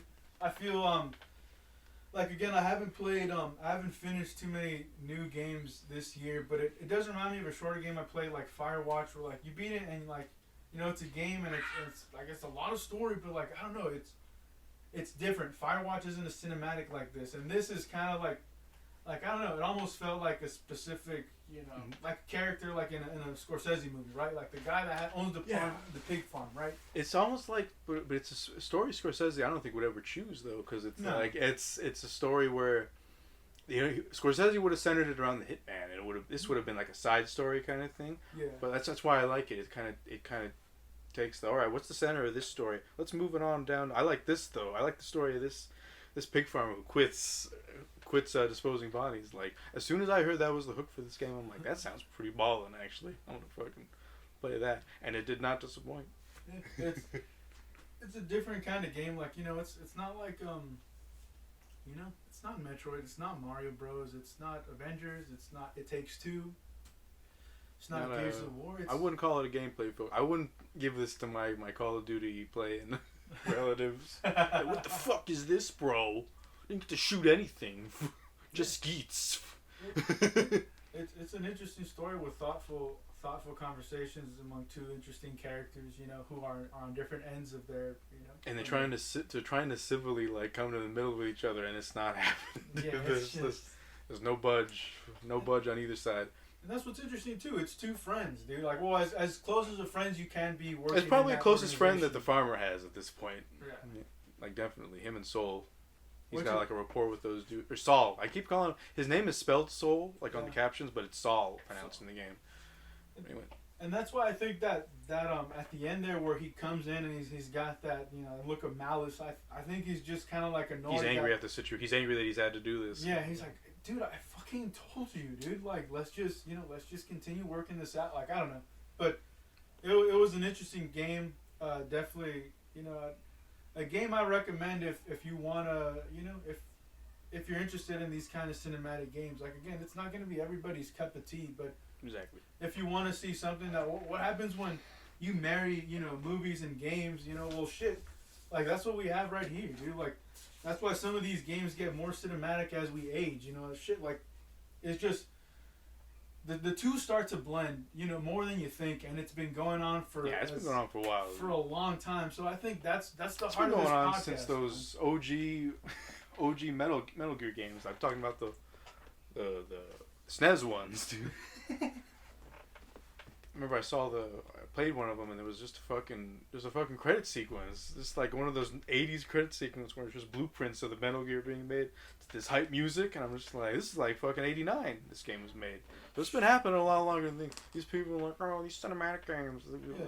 You mean games? Huh? Yeah, you need... Because games have preceded, or film has preceded games by like 70 plus years. Dude. So of course they're gonna crib ideas from it. Yeah. Just like as they crib ideas from books. Exactly. Like no media is without influence by another in some form. That's if we're talking hieroglyphics, which that's informed by life. But anyways, I think we're gonna wrap up the Adios talk there, and we're gonna move on into our picks. Before we wrap up, can I give This you? fool can wants I the ask you podcast this? to go forever. Can I just ask Oh, you my this? What would you rate it if you had Adios, to- scale of 1 to Yes. 10? Yeah. I give it a solid 8. A 8? solid 8. It for me personally, it's the 9. But like, if this is a review I'm submitting to other people, for like, I'd probably be an 8. Shit.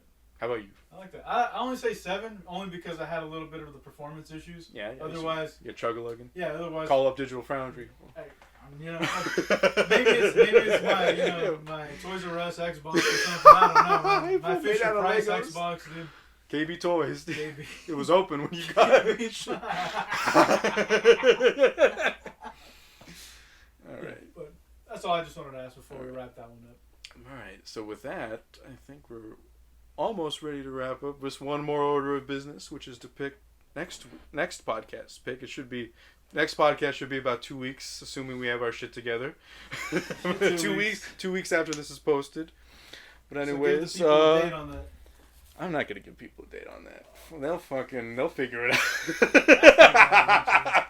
Hey, well, we're filming it today, and we got a day of editing, and so let's not get too inside baseball with it. But we don't know when it's going up, so. Hey, we'll let them know. It'll be 2 weeks after this one goes up for sure, I think. But anyways, since I picked a game, this week am gonna pick a movie for Ricky to pick, and he's picking a game for me. So here's your movie, sir. It is wrapped in a Glad trash bag, so as not to be peeked on. So no reveals until the next week. We don't tell people. No, you can tell them now. Reveal it now, motherfucker. Oh, shoot. So we guess it's a book. It's a movie club type business here. Don't you be breaking my discs, motherfucker. I want that shit back. Too strong, dude. Well, rip up the bag, motherfucker. Nah, You wish you were a big quarterback football man. Quarterback, 4 touchdowns, Al Bundy, 4 high. And just let people know. Let the good people know. The good people know what the movie is, so they can have a chance to view it. We are watching William Friedkin film. William Friedkin, the director of The Exorcist and Killer Joe. William Friedkin. And 1977's Sorcerer. It is PG. Invite the whole family. Invite the whole family. So it should be a hell of a watch. I think it's really good. I look forward to this. I'm going to give you mine. I'm sorry I don't have it wrapped up in the present form. I imagine I own it already.